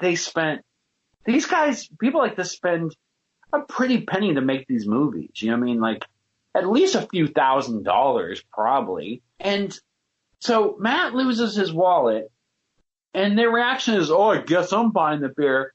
They're like, hey, man, maybe we should go find your wallet from the dude we just assaulted. Like, you know what I mean? Like, there's no, like, even just one line to be like, oh, shit. Like, hopefully Harold, you know what I mean? Like, any effort to be like, oh, hey, maybe you should call your bank and have them turn off your debit card. Like, it's a small argument, but God damn it pisses me off. I know I'm with you. I think I was so focused on the fact that he was saying, as long as we clean up before my parents get home. That whole cognitive disconnect of like, but you're 35. Yeah. But you're 35. Like, you're eligible for retirement soon. Well, let's talk about, so for those who obviously haven't gotten to witness us with their eyeballs yet. Shame on them. So Matt, as previously described, you can find Matt outside any gas station at 2 o'clock in the morning trying to sell you saw blades out of the trunk of his car. And then Nick, so Nick's got the whole, and this was very popular, especially at the time, the what I call the Stone Cold Steve Austin fashion choice. It's it's being proactive with male pattern baldness. So he shaved his head, and then he's got the rockin' goatee. Yeah, that makes you look tough, even though you got a head like a potato and you look like you sell cell phone cases at a kiosk in the mall. And then JJ is what I would call OG incel. How do you describe him? I struggled with this the whole time. Yeah, no, he just looks like a dude who jerks off on 4chan all the time. Like, yes, oh my God, he's such a chode. Yeah, he just got that weird. You ever see just blobby faced white people? It's like where they don't have any real like no features, no jawline, no. Yeah, nothing. It's just everything is sort of mushy. He's easily the youngest guy in the whole movie. Like, he's definitely nothing. You know, he's maybe mid-20s, mid to late 20s. Intimately familiar with all forms of dice. Yes. That kind absolutely. Of Stay Puffed Snowden look. Oh yeah, no, yeah. I mean, like, yes, I'm sure wherever JJ is now, he's, you know, wherever he's angry about something and talking and writing it in a comment on YouTube. Like, he's very much just and he's really, you know what I mean? Like, he's really upset that there are, you know, black superheroes. Like, yeah, he's totally Comicsgate. Oh my God. That's very, very Comicsgate. Oh yeah. Oh shit. He's calling lots of dude cuts. Yeah. You know what I mean? Again, you know, these movies like this, they just get whoever will agree to do it. But I remember thinking, like, what? Like, there's no cohesion. Like, these are not guys in real life who would hang out. You know what I mean? Like, these aren't, you know, there's like, again, so JJ's maybe 29. Nick is probably about 36, 37. And of course, Matt is 57 years old. Like, so that none of them are the same age at all. Like, they don't, you know what I mean? It's, dude, it's funny. What about the guy there's another dude at the party who's dressed like a doctor who looks like Dennis Franz? I mean, like, these are all college buddies. This dude's so fucking beat down and wizened. I know, dude. It's like life is hard in wherever this movie takes place. Oh my God. Yugoslavia in like the 30s. Like there's a very, like, oh yeah. I have a particular issue with John McBride's music that he contributed to this thing. So you heard that really cliche, like, MIDI banjo music, transition from Bullying Harold to them planning the party. Can I just play a snippet of the two songs that the DJ at the party plays on a loop over and over again for the entire sequence? Yeah. So here's Party Music 1.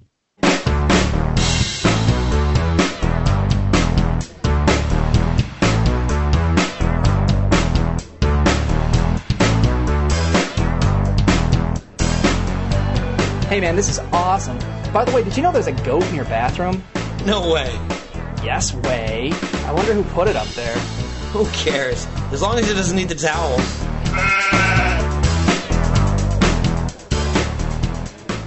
I don't know what to say about that. I'm pretty sure that somebody just bought like a Casio keyboard and just hit one of the pre-programmed buttons. Demo mode. Yeah, that's all. I mean, it is. That has to just be some sort of. I mean, whatever those are, like whatever that, those pre-programmed beats that or whatever that you're supposed to play along to. Yeah, and super weirdly out of date with the film.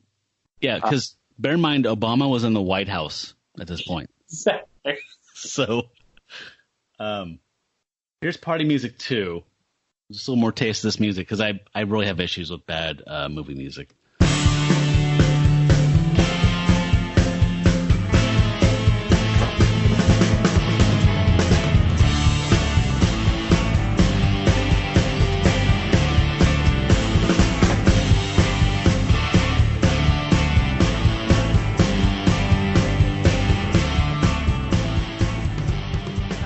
Thinking that's a real, like an actual, popular song, like a song from an actual recording artist, but that somebody did a cover of, and they just changed. They just transpose the chords so it's not legally ripping it off, that kind of thing. Yeah. And in fact, it was honestly in a lot of movies like this, I just always tend to find the music grating, but also very forgettable. Mm-hmm. It's not until we go back where you're actually going back and playing scenes where I was like, oh yeah, that was the music. But in this scene in particular, I like that's the least offensive music to me in the film is that song because it sounds like somebody went and recorded it. Although now that we're listening back to it, the snare drums all sound identical, which makes me think. Oh no, the snare drums. There's no real snares. There's no real drum kits. Yeah, drum machine. That's John McBride playing guitar along with his This is GarageBand. Yeah, totally. Yes, absolutely. I guess 2009. That despite the product, yes, the tools could have certainly been modern. I'm going to jump ahead to Nick and I forgot Trixie's friend's name. Doesn't matter.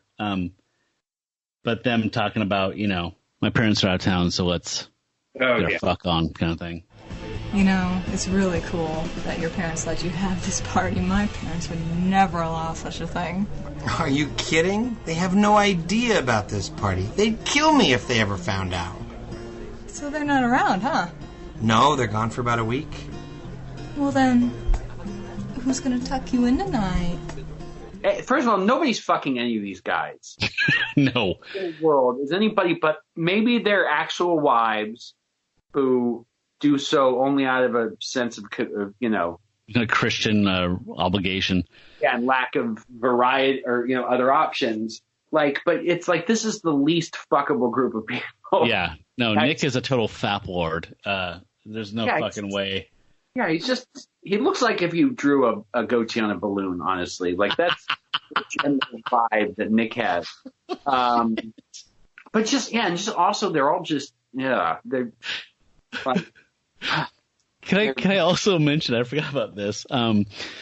there's a preparation for the party montage, which I didn't know that music montages existed in 2009 outside of a comedy that was being ironic, like trying on costumes. Oh no, it's a full on. Right. I was flabbergasted that this happened in a straight-faced horror movie. I didn't really think about it, but no, you're absolutely right. This is a full on, like 80s, like getting ready for the big party montage. And like in the movie Trick or Treat, you get to see the group of gals go and try on sexy Grimm's fairy tale costumes, and that's a good time. Here, put this through the Polonia Brothers filter. They go to the dollar store and find slutty kitty outfits, ears or whatever, and that's the costume. So, well, and let's talk about that for a second, because this is the most offensive film in terms of Halloween costumes. It is. So, the two main female actresses do get so one's a sexy kitty, I guess. I don't know. It's cat-like to some degree. And then, of course, a sexy nurse. And then... Not sexy, though. Slutty. Let's be Halloween true. It's slutty nurse and slutty kitty. So, yeah. And then you've got... Matt is Jason. Nick is... I guess it's a vampire who looks like a waiter with a cape on. Right? Like that's... And then, what is, I can't Cape remember. with an Iron Cross medallion, yeah. Yeah, white button-up shirt. But okay. What's JJ? Oh, JJ's wearing an ape? Wearing the costume, the monkey, the gorilla costume without the actual gorilla mask on. Right. At least that's in any scene I can remember. Maybe it has it on at some point. But do you remember the kids who are trick-or-treating at the beginning, or like the start of Halloween night? Yes. What the fuck is that shit? So is one kid wearing a macrame place? Like pizza? I don't know. What's he wearing on his head? He's got he's got just a hat. Right? Yeah. What the fuck were they wearing? Those are weird costumes. Yeah, and then the other kid just wearing like a plastic fedora, and he's got black circles around his eyes. I assume he's Al Capone's ghost, duh. Yeah, it's so, and that the whole movie, it's so in that scene where they're shopping, they're obviously in some sort of Halloween store, purchasing Halloween costumes, which means it was a period where you could actually go and actually get Halloween costumes. Instead, it literally looks like they just had a trunk of just random items. And they're like, here, you're a pirate robot. What are you, I don't know, your macrame shirt. Like, this is the only thing your movie is. Macrame pizza. Dude, you're only, the only thing in this movie is that it's Halloween. The very first thing you should have had in your budget was costumes. Yeah. Your one job, right? You had one job.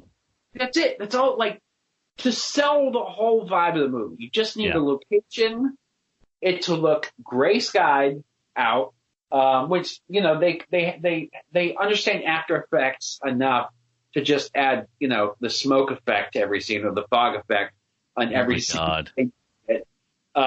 Which digital lightning in the beginning.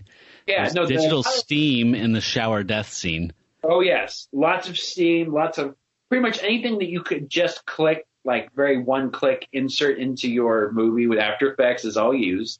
A lot of halation or, a lot of upped exposure shots. But yeah, the fact that it's like a Halloween movie and there's literally people, like you've got the army man guy and he's got, I don't know what, just, black, I don't know, like whatever the camouflage makeup, even though it literally looks like somebody just slapped him in the face with dirty hands. Can we talk about the offensive, 70s Native American mask with the fucking blanket wrapped around him? Do you remember that person? Just rocking out. So there's just a couple scenes where it's just playing that shitty music and they showed partygoers. There's a hockey guy and there's this weird Peter Pan level racist Native American character. Well, there's a lot of casual racism and homophobia in this movie, by the way. Yeah. Thanks to that time. Do you remember the scene when Trixie's friend is like, like she's talking about calling somebody, like the power company, and she's like, they don't speak English anyways. Oh, I know. What the fuck was that? God damn. And then there's a lot of, Can we pivot away? So what's been happening, what we've been talking about here is the party's happened. Harold has shown up with his scarecrow friend. His scarecrow has taken out some drunk dude on some weightlifting equipment in the basement. He's taken out maybe JJ. He kills Trixie's friend in the shower by turning the hot water on, which what the fuck? Yeah, I love that, the foreshadowing, whatever. It's like, oh, be careful, the hot water thing is broken. Yeah. It's like, oh, is it connected to an active volcano then? And then, oh my God, okay. I don't want to get ahead of myself here. What makes the party crap out? Do you remember why the party just kind of dies and they're sitting around saying, well, this party's dead? Is there something that happens, or is just the DJ stopping? People have taken off. Maybe the fact that there's 8 dudes and 2 girls in the whole fucking party. Oh. Yeah, by the way, this is the most pathetic party scene. So, as you know, I do a lot of the GuignolFest, and I've done some friends as just student films, that kind of stuff. Never in my life have I seen a more pathetic party, quote unquote party, in a movie than this film. Yeah. I'm pretty sure there's like one dude like just wearing 3 different costumes just so they can pad the numbers a bit. Yeah, totally. This raging party, and there's literally like 7 people in it. You never see more than 2 people on screen at the same time. No, yeah. Every shot is super tight. Yeah. I was very aware of that as a person in the industry. Like, yeah, this is clearly like 2 or 3 people in a room at any given time. Yeah. I don't think you see more than 2 people in a shot in any party scene.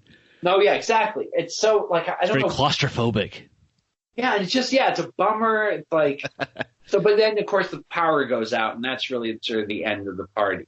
But that's what kills the party. Okay. I think that happens at the very, very end. But I think everybody's either gotten drunk or passed out. And then, of course, Nick, who lives there, and the girl go upstairs, and so they disappear. And then Trixie's out with Harold.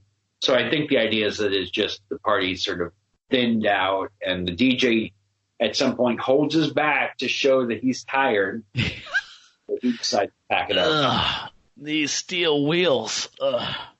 Can we play? So this is the party has died down, and Dennis Franz and JJ are trying to figure out what the fuck to do because they're so bored. And Matt, maybe, I think. Anyway, they're all sitting around the kitchen table because the party's dead. And here's their little Halloweenight homage. What do we do now? This party has crashed and burned. What do you say we rent some horror flicks from the all-night video store? Horror flicks? Oh, that's right. It's Halloween. I'll get a Christmas one. Wise guy. We'll get some old-school horror. Teen slasher movies, werewolves, maybe some British films with Dracula. You can still find movies like that on a video shelf? Well, you gotta look.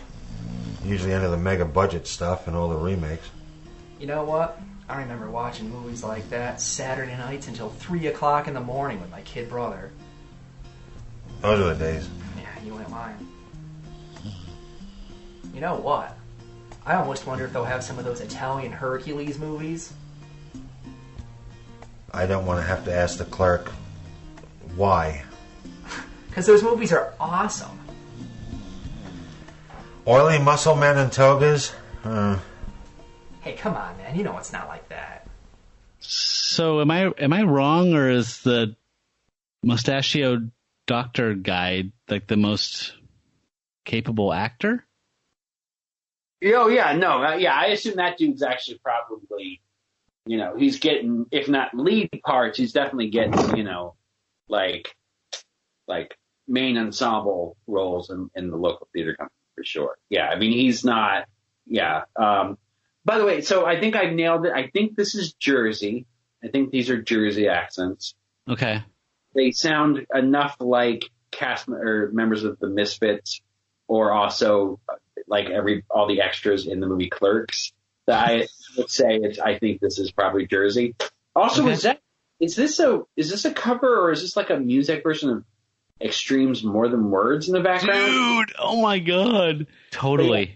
So also, yeah, so there's your casual homophobia. Just the hype. Okay. acceptable from a cultural standpoint if this movie was made in 1984. But again, 2009. Yeah. Like Hercules movies. Like, what college student in 2009 was watching fucking Steve Reeves movies? Apparently a closet case. I don't know. Good question. I felt like that last clip was really like Mark Polonia peeling back the script and just saying, here's where this thing comes from. Like, you know what I mean? Like, that was like the one true moment in the whole film, like talking about like, yeah, my brother and I used to stay up till 3 a.m. watching horror movies. Like, oh, there's that kernel of truth in the whole goddamn fucking thing. Yes, no, totally. Absolutely. And all 83 minutes. No, in fact, that was the initial reaction I had to that scene was, and I think you can always tell, especially a movie's made at this level when, it's sort of like the shy guy at the dance who really, you know what I mean, wants to open up his heart. It's like you always find those little moments where, and I do find them slightly endearing or whatever, because it's like really at the end of the day, these guys have spent, you know, however many years, 40 years, something like that. Well, let's see, they started as teenagers and they're in the 80s. Living Brothers is like 50. Yeah. So, you know, 30-some years, 40 plus movies.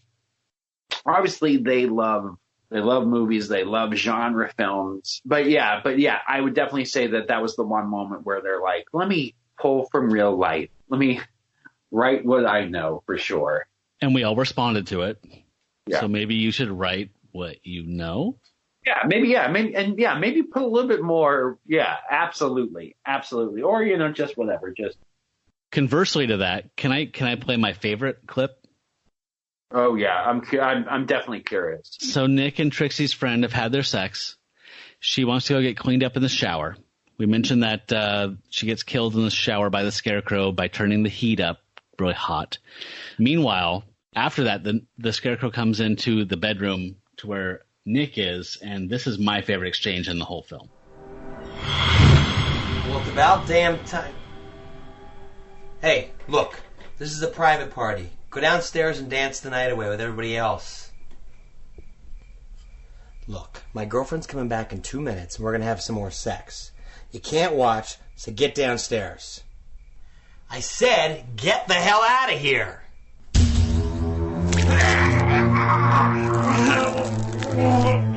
So the thing is, nose kill, which is one of my favorite actually moments of the movie, because I was like, well, that's something you don't see too often. Although the execution of it was terrible, but the idea to kill somebody by sticking your fingers up their nose, I thought was actually somewhat fun, and you know, whatever. We're gonna have some more sex. Clearly said by someone who's never had sex. Yeah, exactly. Just keeping time in mind here, I think we could probably pivot and talk about like what we liked, what worked for us and what didn't work for us before we go into like judgment. Unless you have any like other stuff. So, I mean, that's like leading up to the final act, and we don't have to go beat by beat through what this thing is, but well, so I will say, so actually there is interesting stuff in the last act. Actually, it was like the most interesting part. Yeah. So kind of in hindsight, to be fair, Nick is probably one of the better actors. The guy who plays Nick doesn't do a terrible job in most of his line delivery. He's, you know, for what the character is, you know what I mean?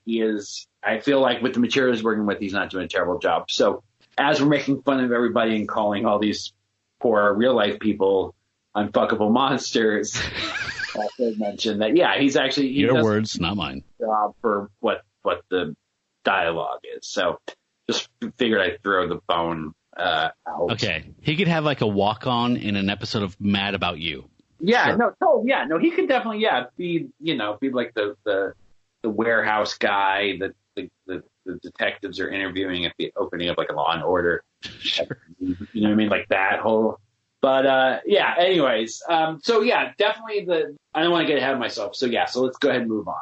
The other thing I thought was interesting kill wise, I'm not a big slasher guy, but, I do appreciate a good kill. That was a good one. And, the guy in the basement on the exercise equipment who was wasted, I like that was kind of a Jason kind of nod of like punching like through the back of his head and out of his mask.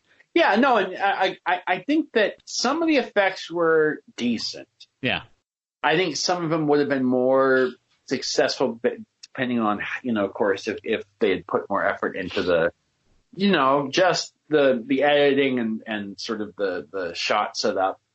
But yeah, I thought but the effect was pretty good.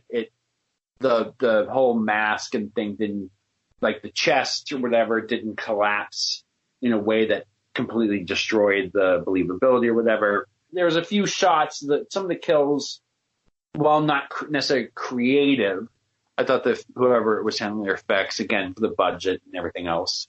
Competent. Yeah, they were competent. Yeah. There was I will say this, one critique I have regarding the effects is a lot of people get hit like they're getting cut, and then the result is that it just looks like they have black jelly on their face. Yeah. There's like 3 shots where somebody, I assume, is supposed to be getting sliced or something like stabbed. And or then diced. Does a quick, they do the quick turn shot, and then it literally just looks like black jelly's been like stuck onto their face. Doesn't look like blood. It doesn't look like missing face. Doesn't look like a wound of any sort. Just some sort of melty black plastic.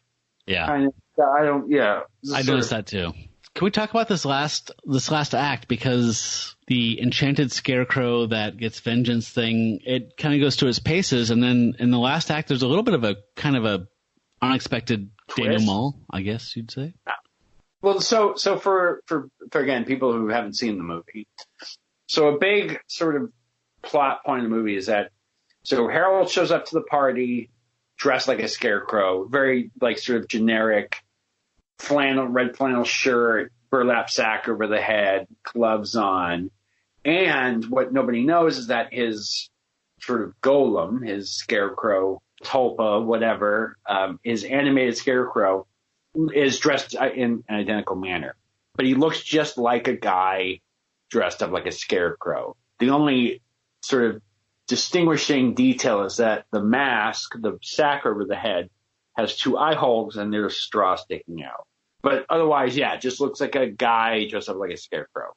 And everybody thinks it's Harold. So, but again, it doesn't look, not a remarkable figure necessarily. But anyway, so go ahead. Harold seemed like he was going to kill Trixie, which made no sense dramatically. And then he turned the knife on himself. I guess I might not understand what happened. And then, well, I mean, it's not your fault. Yeah, it's a very dumb, confusing story. So, and I should also be honest, like, man, I zoned out so many times this movie. I watched it twice, and like, I still didn't quite understand where the heart came from in the first one. And there was a few moments in the movie where I was just like, I just can't care enough to know. But I think the concept that the movie does a terrible job conveying is that he's built this scarecrow to get vengeance for everybody's picked on him. But the scarecrow at this stage has enough animus that it's sort of like it's making choices on its own. Yeah, and no strings. Harold's losing control. Mm-hmm. And the scarecrow goes after Trixie, and Harold sort of snaps out of it, which, if I remember correctly, allows Trixie to get away. And now, okay, so let's pause and mention another weird as shit part of the movie. Harold keeps having these visions, Trixie killing the scarecrow. It's this weird, I don't know what the fuck filter or whatever they're using, but it's a very annoying to look at sort of visual effect where Harold's having these visions, which is just really blurry shots of. And kind of strobe-y. Yeah, it's just a very, unpleasant. Is it always that same thing? Because I thought the first time it happened, he was seeing what his scarecrow was doing to someone else remotely. I thought he had this weird connection with it. No, I think no, because I remember that, because even in the synopsis, it says, if you read the Amazon synopsis, it says, and only one woman can stop it, which, well, we'll get to. So that was the same video over and over again. Yeah, and so he keeps having these visions of her attacking the scarecrow, or at least at this stage, near the climax in the movie. He keeps seeing Trixie attacking the thing, but he cuts himself, I think, I assume he stabs himself or cuts himself, sort of in that, like, I'm going to, punish myself. I'm going to, like, do like this, like out of self-loathing / in order to keep focused on, you know what I mean, to like break the spell sort of thing. I don't think it was probably too thought out by the filmmakers. Maybe his blood could pay whatever this debt was that he created by summoning it. But I think it's mostly just he's freaking out. It's like movies like Maniac and stuff where he doesn't want to kill her, but he's connected to this scarecrow who just wants to kill everybody. So stabbing himself is sort of like it's sort of like stabbing Harold. I mean, stabbing the scarecrow. Yeah, no, he's stabbing by himself, proxy. Sort of stop the scarecrow. And okay, whatever. I did not get that at all. By the way. Yeah, I think it's confusing and badly done, no matter what. Huh. Okay. That's my take on it. Okay. No. Now that you say it that way, it makes total sense. Okay. It's bad though, and so can we talk about the final form of the? Let's talk about potentially the most interesting and sort of fascinating part of the whole movie. Yeah. You go ahead. So of course you have this unstoppable killing machine, this thing that's this monster, you know, as is wont to happen in movies like this. Monster's killing everybody very quickly and very easily, and then yet somehow has the darnest time killing this girl for some reason. And somehow you can't just hit her with an axe. He's like knocking her down and pushing her around, throwing a knife at her calf. I believe. Yeah, happens. Yeah. And then thankfully she has a Zippo in her cleavage. Yeah, and so he finally goes to, you know, axe her up, and she holds a gas canister in front of her, and which he subsequently gets his axe stuck in the gas canister. And then of course the gas pours on himself. Trixie pulls out some boob lighter, and then the scarecrow gets burnt up. Monster is defeated. But it's not the end. Yeah, or so you think. And then, just as Trixie's assured that she's safe and she's sort of whatever, suddenly stands up a fucking stop-motion pumpkin monster. Is it stop motion? I thought it was a puppet. I thought it was a puppet and CGI, depending on which shot it was. Am I wrong? It's so hard to because it had that stilted stop-motion like thing. So, parts of it are either CG or stop motion. Other parts of it is literally pulling an Ed Wood, and it's just Trixie holding a stick hand on her head and going, no! Yeah. And, you know, like just thrashing around. And I really do enjoy that part. So it's this real, you know, like there's one point where the scarecrow monster is holding up a pitchfork. She's trying to stab her with a pitchfork. He knocks her down, grabs a pitchfork. And so now you have this monster looming over her. And it's literally just this puppet and then somebody holding the pitchfork up in front of the camera to make it look like he's holding the pitchfork and moving it around. And it's so lo-fi, the most sort of childlike way to achieve special effects, that I did find it quite endearing. But and it's just, it's basically the monster is a glowing puppet. Sort of looks like a boglin. Do you remember boglins as a kid? They were the little monsters that were like puppets, and they came in little cage boxes. Oh, yeah. Wow. Kind of that specific foam. There's a name for that specific kind of foam, but they were made of this foam that was very like wrinkly looking, and it was it's that same foam that the pumpkin's made out of. Yeah, it's foam the deep cuts, man. So he's like Scarecrow skeleton, so wooden frame with a jack-o'-lantern head. Even though that's not in any way how he's made, so that's weird. But he looks kind of cool. Yeah, no, it was sort of surprising. Whatever the effect, I mean, they're not great effects. No. For what you expect out of this movie, especially in this very end of the third act, it was surprising. I was like, holy shit. And it wasn't surprising only because I watched the fucking trailer of it before, and it's all over the trailer. Oh, is it really? When I was watching the movie, I kind of forgot that part or whatever, and seeing it in motion and then whatever, And there was a couple really well done shots too, when she's in the car and this puppet thing leans over the window. Yeah. And then the shot, and you can see it sort of. I was like, it's kind of scary looking. It's kind of the monster kind of it looks more believable and stuff. So just in the last minutes of the movie, they kind of pull out this fun. It's what do they call it in anime? Sokuga? Bukake? No. So in anime, there's something called, I believe it's Sokuga, and there's always one big scene in an anime where you can tell like that's where all the time and effort went into the big. Okay. The feature shot, feature sequence. Yeah, exactly. The big fight scene or battle scene or whatever. It's like when the robots get real robot-y or it gets real like karate-ish. Anyway, so it was sort of similar to sort of like they really did just save it all for the last shot.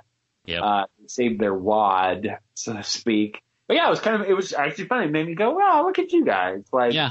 And I could feel the excitement they probably had when they finally got to pull this fucking thing out and be like, and then let's talk about the ending, the actual final ending, which was shocking and also just, wow. Yeah, I'm always in favor of a nihilistic, unhappy ending.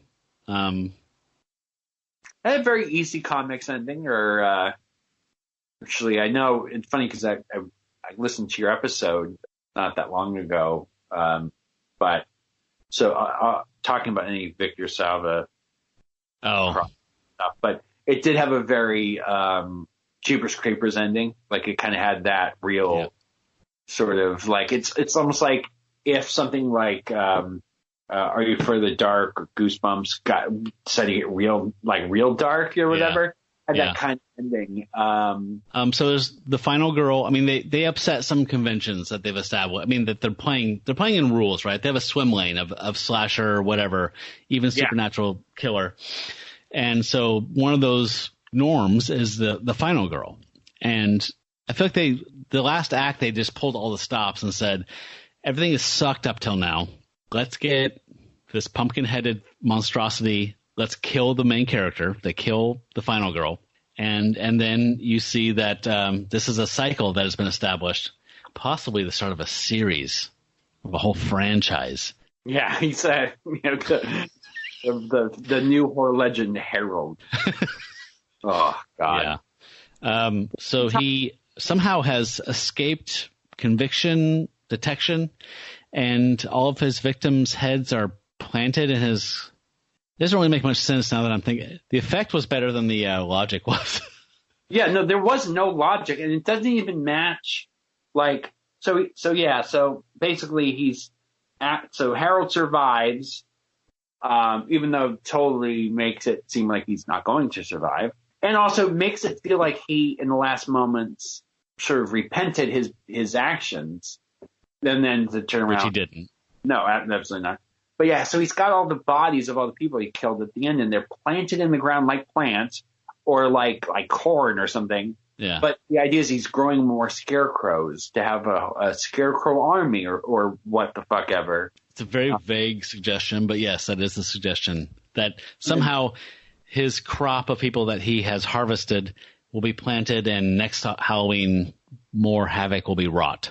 Yeah, but then also it's like, but now he's also got friends, I think, because it's he has no friends, and now he's got a whole bunch of friends. Although, if he murdered me, I wouldn't think I'd be too chummy. But yeah, they're not even scared. It's so fucking, dodgy.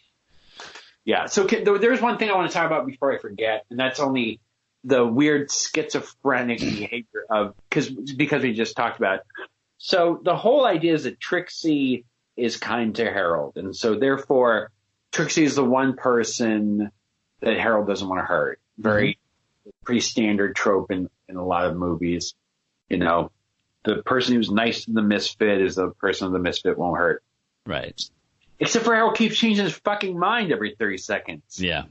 Into my favorite part of the movie, which is at this point, at some point Trixie goes, "No, you're a fucking weirdo. Get away from me." After he starts trying to murder people, basically. But there's a scene where, and he just just sort of tried to save her life, and then out of nowhere, he comes at her and is like, as I mentioned previously, is like, "Yeah, I'll kill you, you bitch!" Yeah. And then she hits him, or she scratches him along the face, where he's already cut, by the way. And then his immediate next dialogue is, "Thanks for always being nice to me." Yeah. It's like, wait, what? Like, it's so fucking confounding. Yeah, I don't know if he was so wrapped up, like you're saying, like his vengeance was like this Tulpa golem thing, and they were inextricably linked. So he was, in essence, a good person, and somehow was being infected by his hatred, which was made flesh in a weird way. I feel like they were tampering in God's domain there dramatically. Like they had no business trying to walk those paths because they didn't have the skills at all. It's absolutely. And it's funny too because the movie starts with the whole scene where he's imagining cutting his hand off and then whatever. And it was sort of like it was borderline Manos Hands of Fate, kind of like in terms of like the really bad mysticism. But it was interesting enough that I was sort of like, oh, well, this movie's going to get real, whatever. And then there was just sort of like none of that. Yeah. Until the end, which gets weirdly sort of like, sort of outrageously. Yeah. Quasi mystical, metaphysical something. Yeah. Dark magic. Yeah, absolutely. So I think we can just judge then. So was this cool or was this trash? I would say, and again, I wouldn't say it's not the worst thing I've ever seen. It's certainly not depths of, possible crimes against humanity. But so I kind of and there was a couple moments I liked and I found charming enough that I didn't want to say. But yeah, I guess I'm going to have to go with trash on this one. So again, there is no real definition of how criterion for how you approach this, but my loose one functionally for me is, would I recommend this to my friends that like have similar psychotronic tastes? Like, would you say, oh, Joe, I saw Halloweenight, you got to get a 6-pack and sit back and watch this thing and sit back and just enjoy it. I would not say that to anybody I know.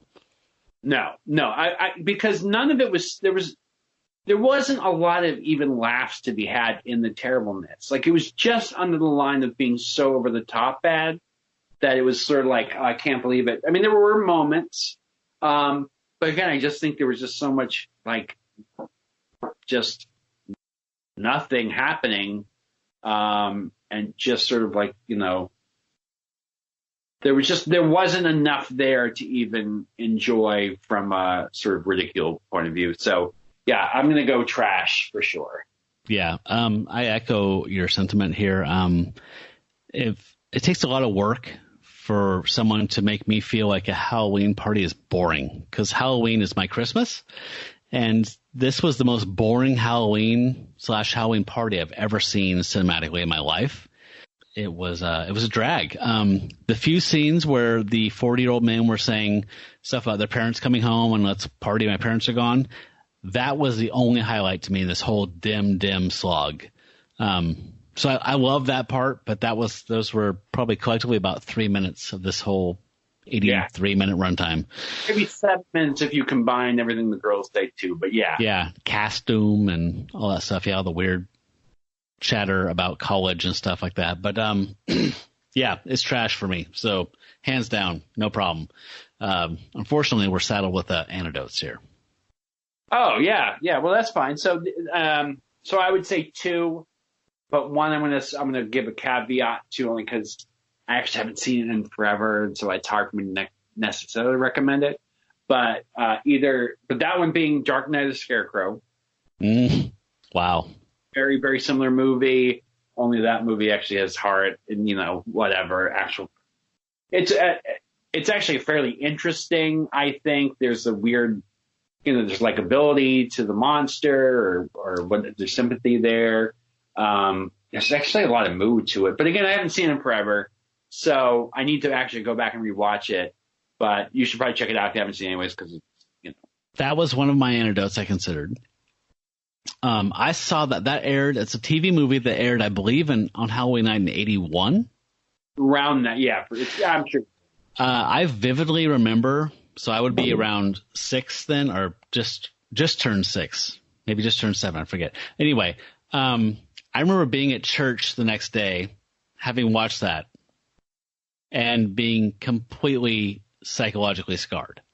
I will never forget that movie. Yes, I've never seen it since I was a kid, but I recommend people check it out all the time. And I know other people that I have similar taste with have seen it as adults for the first time and said it's very solid and it's worth watching and checking out. And it's emotionally complex and well acted and blah blah blah. But yeah, it wrecked me as a kid. I don't think I slept that night much. Go back and watch it for sure. I wonder if it's streaming anywhere because it popped in my head not that long ago actually, which is what made me think of it for this. But I was like, because again, it's very similar, thematically. I mean, it's about a fucking scarecrow. I got a killing scarecrow or a living scarecrow. I was like, shit, I don't know how much of this movie I remember. I remember really liking it. I remember it being having a lot of, there's eeriness to it and there's whatever. And there was something kind of unsettling to it or the right exact word I'm trying to find, I can't. Well, there's a lot of tragic, it's scary as hell, but there's a lot of tragic, like, pathos to it. And it's because of the main character who was played by the guy that played Lenny on LA Law is the victim. Oh, that's right. What is who that? Becomes also from Dr. Giggles, if you saw Dr. Giggles. That guy, Darkman. And by the way, this is currently streaming for free on Tubi TV, which is an app that I love and plug constantly on the show. Yeah. So Dark Knight of the Scarecrow that's a great antidote. Oh, sweet. Yeah. So my real choice, and I might be stepping on your toes, or hopefully I'm scared to take yours. No. Yeah, and is actually one of my Halloween movies. What would be the movie Pumpkinhead? Nice. Yeah, I think that if you're looking for a movie about somebody who is in a moment of anger, rage, and high emotion, decides to help bring to life a monstrous creature who then gets out of hand. Yeah. And it's so well made compared to this, and 20 years earlier. Yeah, and fucking, it's got Lance Henriksen. It's got Lance Henriksen. Just that fucking sweet little fucking toe-headed kid. And a fucking bog witch in it. Like, there's so many great and a fucking great monster. Probably one of the most sort of underrated sort of like, is that Stan Winston or Rick Baker? I can't remember. I believe it's Stan Winston. Yeah, I think it's Stan Winston, but just great. It's great for Halloween, even though despite the monster being called Pumpkinhead, has nothing to do with Halloween, which I always sort of, I always realize that whenever Halloween comes around, I'm like, yeah, it's not Halloween themed at all. It just happens to be called Pumpkinhead because it's got a pumpkiny head. But it's a great movie. It's scary. It's sad. There's actually like good emotion in it. Yeah. Again, Henderson when his kid, gets hurt, you really feel bad for him, and the kid's so sweet, and like they've got this really great relationship at work in the store, and it's just so great. And then you've got some interesting sort of victims in the movie, who sort of range from totally hateable to sort of like kind of likable, and and the whole opening scene it's just a great movie. And again, I think has a lot of same themes this movie tried very hard to do, but didn't. And yeah, just if you want to see a cool, monster killing people, Pumpkinhead's a good choice.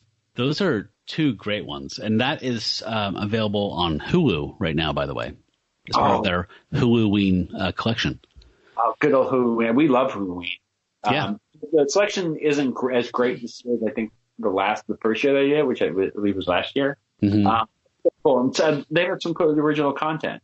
Yeah. My wife actually, that was After Dark series. I can't think of what it's called, but she loves it. My wife thinks a lot of those movies are, amongst her favorites of the year as far as horror stuff goes. So I haven't checked out any of the original features that they've made, but I guess if you're going to check out any, there's one called "I'm Just Fucking with You, Man," and I've two people I know, they've said it's one of their best favorite movies this year. Okay. So, and I kind of know what it's about, but not enough to describe it right now. Okay. I haven't watched any of them yet. So my antidotes are, I'm doing two. One is the film that I almost shared with you, which is the 2016 movie The Barn. You can find that on Prime, on Tubi. It's pretty easily found. This is a movie that's a love letter to supernatural horror films of the 80s. It's made by some pretty young kids. They strive to make it look like an 80s movie to the point of like adding noise to the thing, but it's about this small town that had this like harvest festival, and these people were killed 30 years ago. And then there's like these three demonic killers. There's like a miner and a pumpkin-headed guy and like a scarecrow, and they all come back on this Halloween night and are hunting people down again. It's got a cool like metal soundtrack because the kids are trying to go to this like Grange to see this metal band, like this cool metal band that happens to be in this small town playing Halloween night. So there's some good music in there. Some good people who really appreciate good gore kills. It's all low budget. It's all done with a ton of heart. The Barn is worth watching. In hindsight, we probably should have watched it, but I think we wouldn't have had as much fun tearing something apart as we would, or so as we did with this one.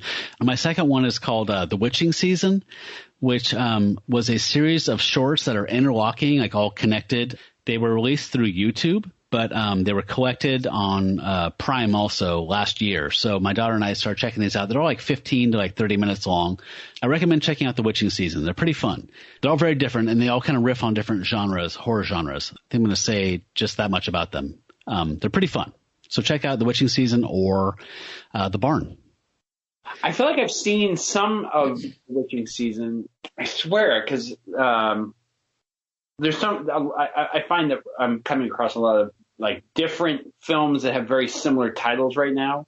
Mm-hmm. So there's a lot of The House of something and the something witch, and but I remember seeing something that looked like The Witching Hour, and the way you're describing it as being sort of short, thematically dispersed, genre differing. Just sounds really familiar, but I'll definitely go and check that out and see. This is The Witching Season, not The Witching Hour. That's right. Yeah, that's what made me initially think of it when you said, because I remember when I saw The Witching Season, first thought of The Witching Hour. But definitely go check those out. And then I feel like, didn't the people who made The Barn they've gone on to have success in sort of bigger films, or am I wrong? I have not done any research on the makers. No, I have no idea. I feel like there was a pretty sort of well-liked horror film that I really liked that came from the same people. I could be getting the title wrong. I could be thinking of a different movie, but I thought it was The Barn. But yeah, I've heard great things about it. I've been wanting to see it for a while now. I'm going to hopefully get caught up a bit this week on movies, so I will add that to the list. Yeah, it's directed by Justin M. Seaman. I'm not going to laugh. And the only other credit he has is something called Volumes of Blood Horror Stories. No, that's definitely not what I was thinking of then. Same year as this, too, 2016 as well. So I don't think that's the same thing. Cool, so that's that. Thank you so much for chatting with me. I had a great time talking about horror hosts and GuignolFest, Halloween favorites, and this Halloween non-favorite with you. We covered a lot of ground in our several attempts for this. So we did. And so this will be coming out before GuignolFest, the 11th annual GuignolFest, the final screening thing. So if anybody wanted to check it out, where would they look it up online or? So you buy tickets. It's tickets bought online, or you can go to Clinton Street Theater. It's at the Clinton Street Theater in Portland. This coming Sunday, what is it, 28th, I think? 27th, 28th? 27th. I will say that it's, if it's something you're interested in, you should try to get tickets pretty quickly. They may already be sold out. Again, it's really nice. This event sells out regularly every year. There's a lot of support and love, especially for the people who have been involved with it. They've always got friends and stuff go. But yeah, it's definitely it's a great, fun little sort of competition festival. There's always some real fun, there's all that weird.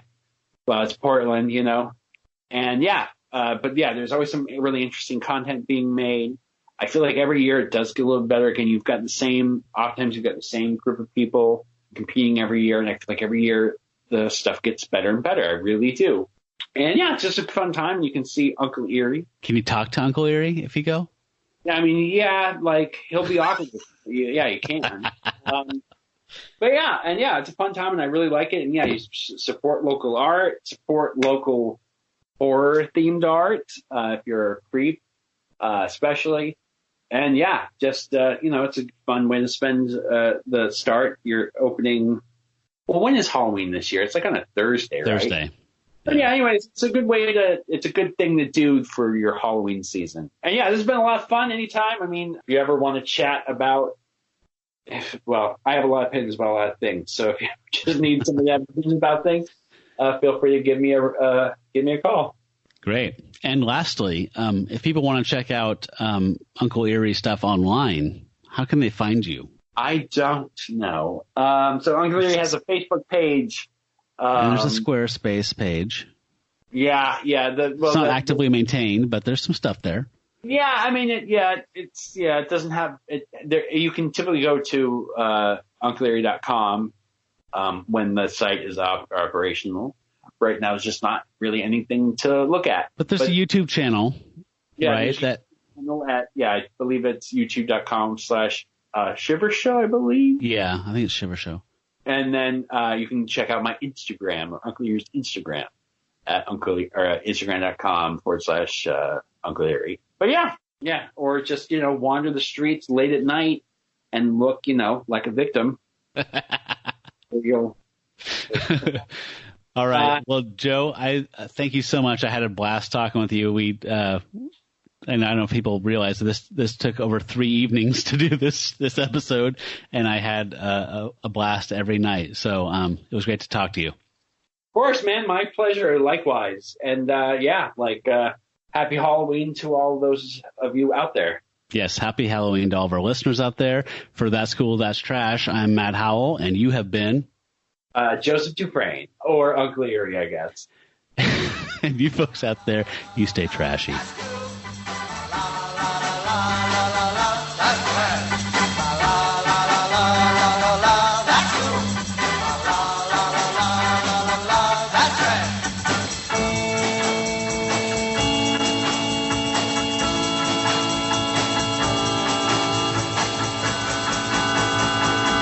That's trash. It's garbage, folks. Oh, and by the way, happy Halloween.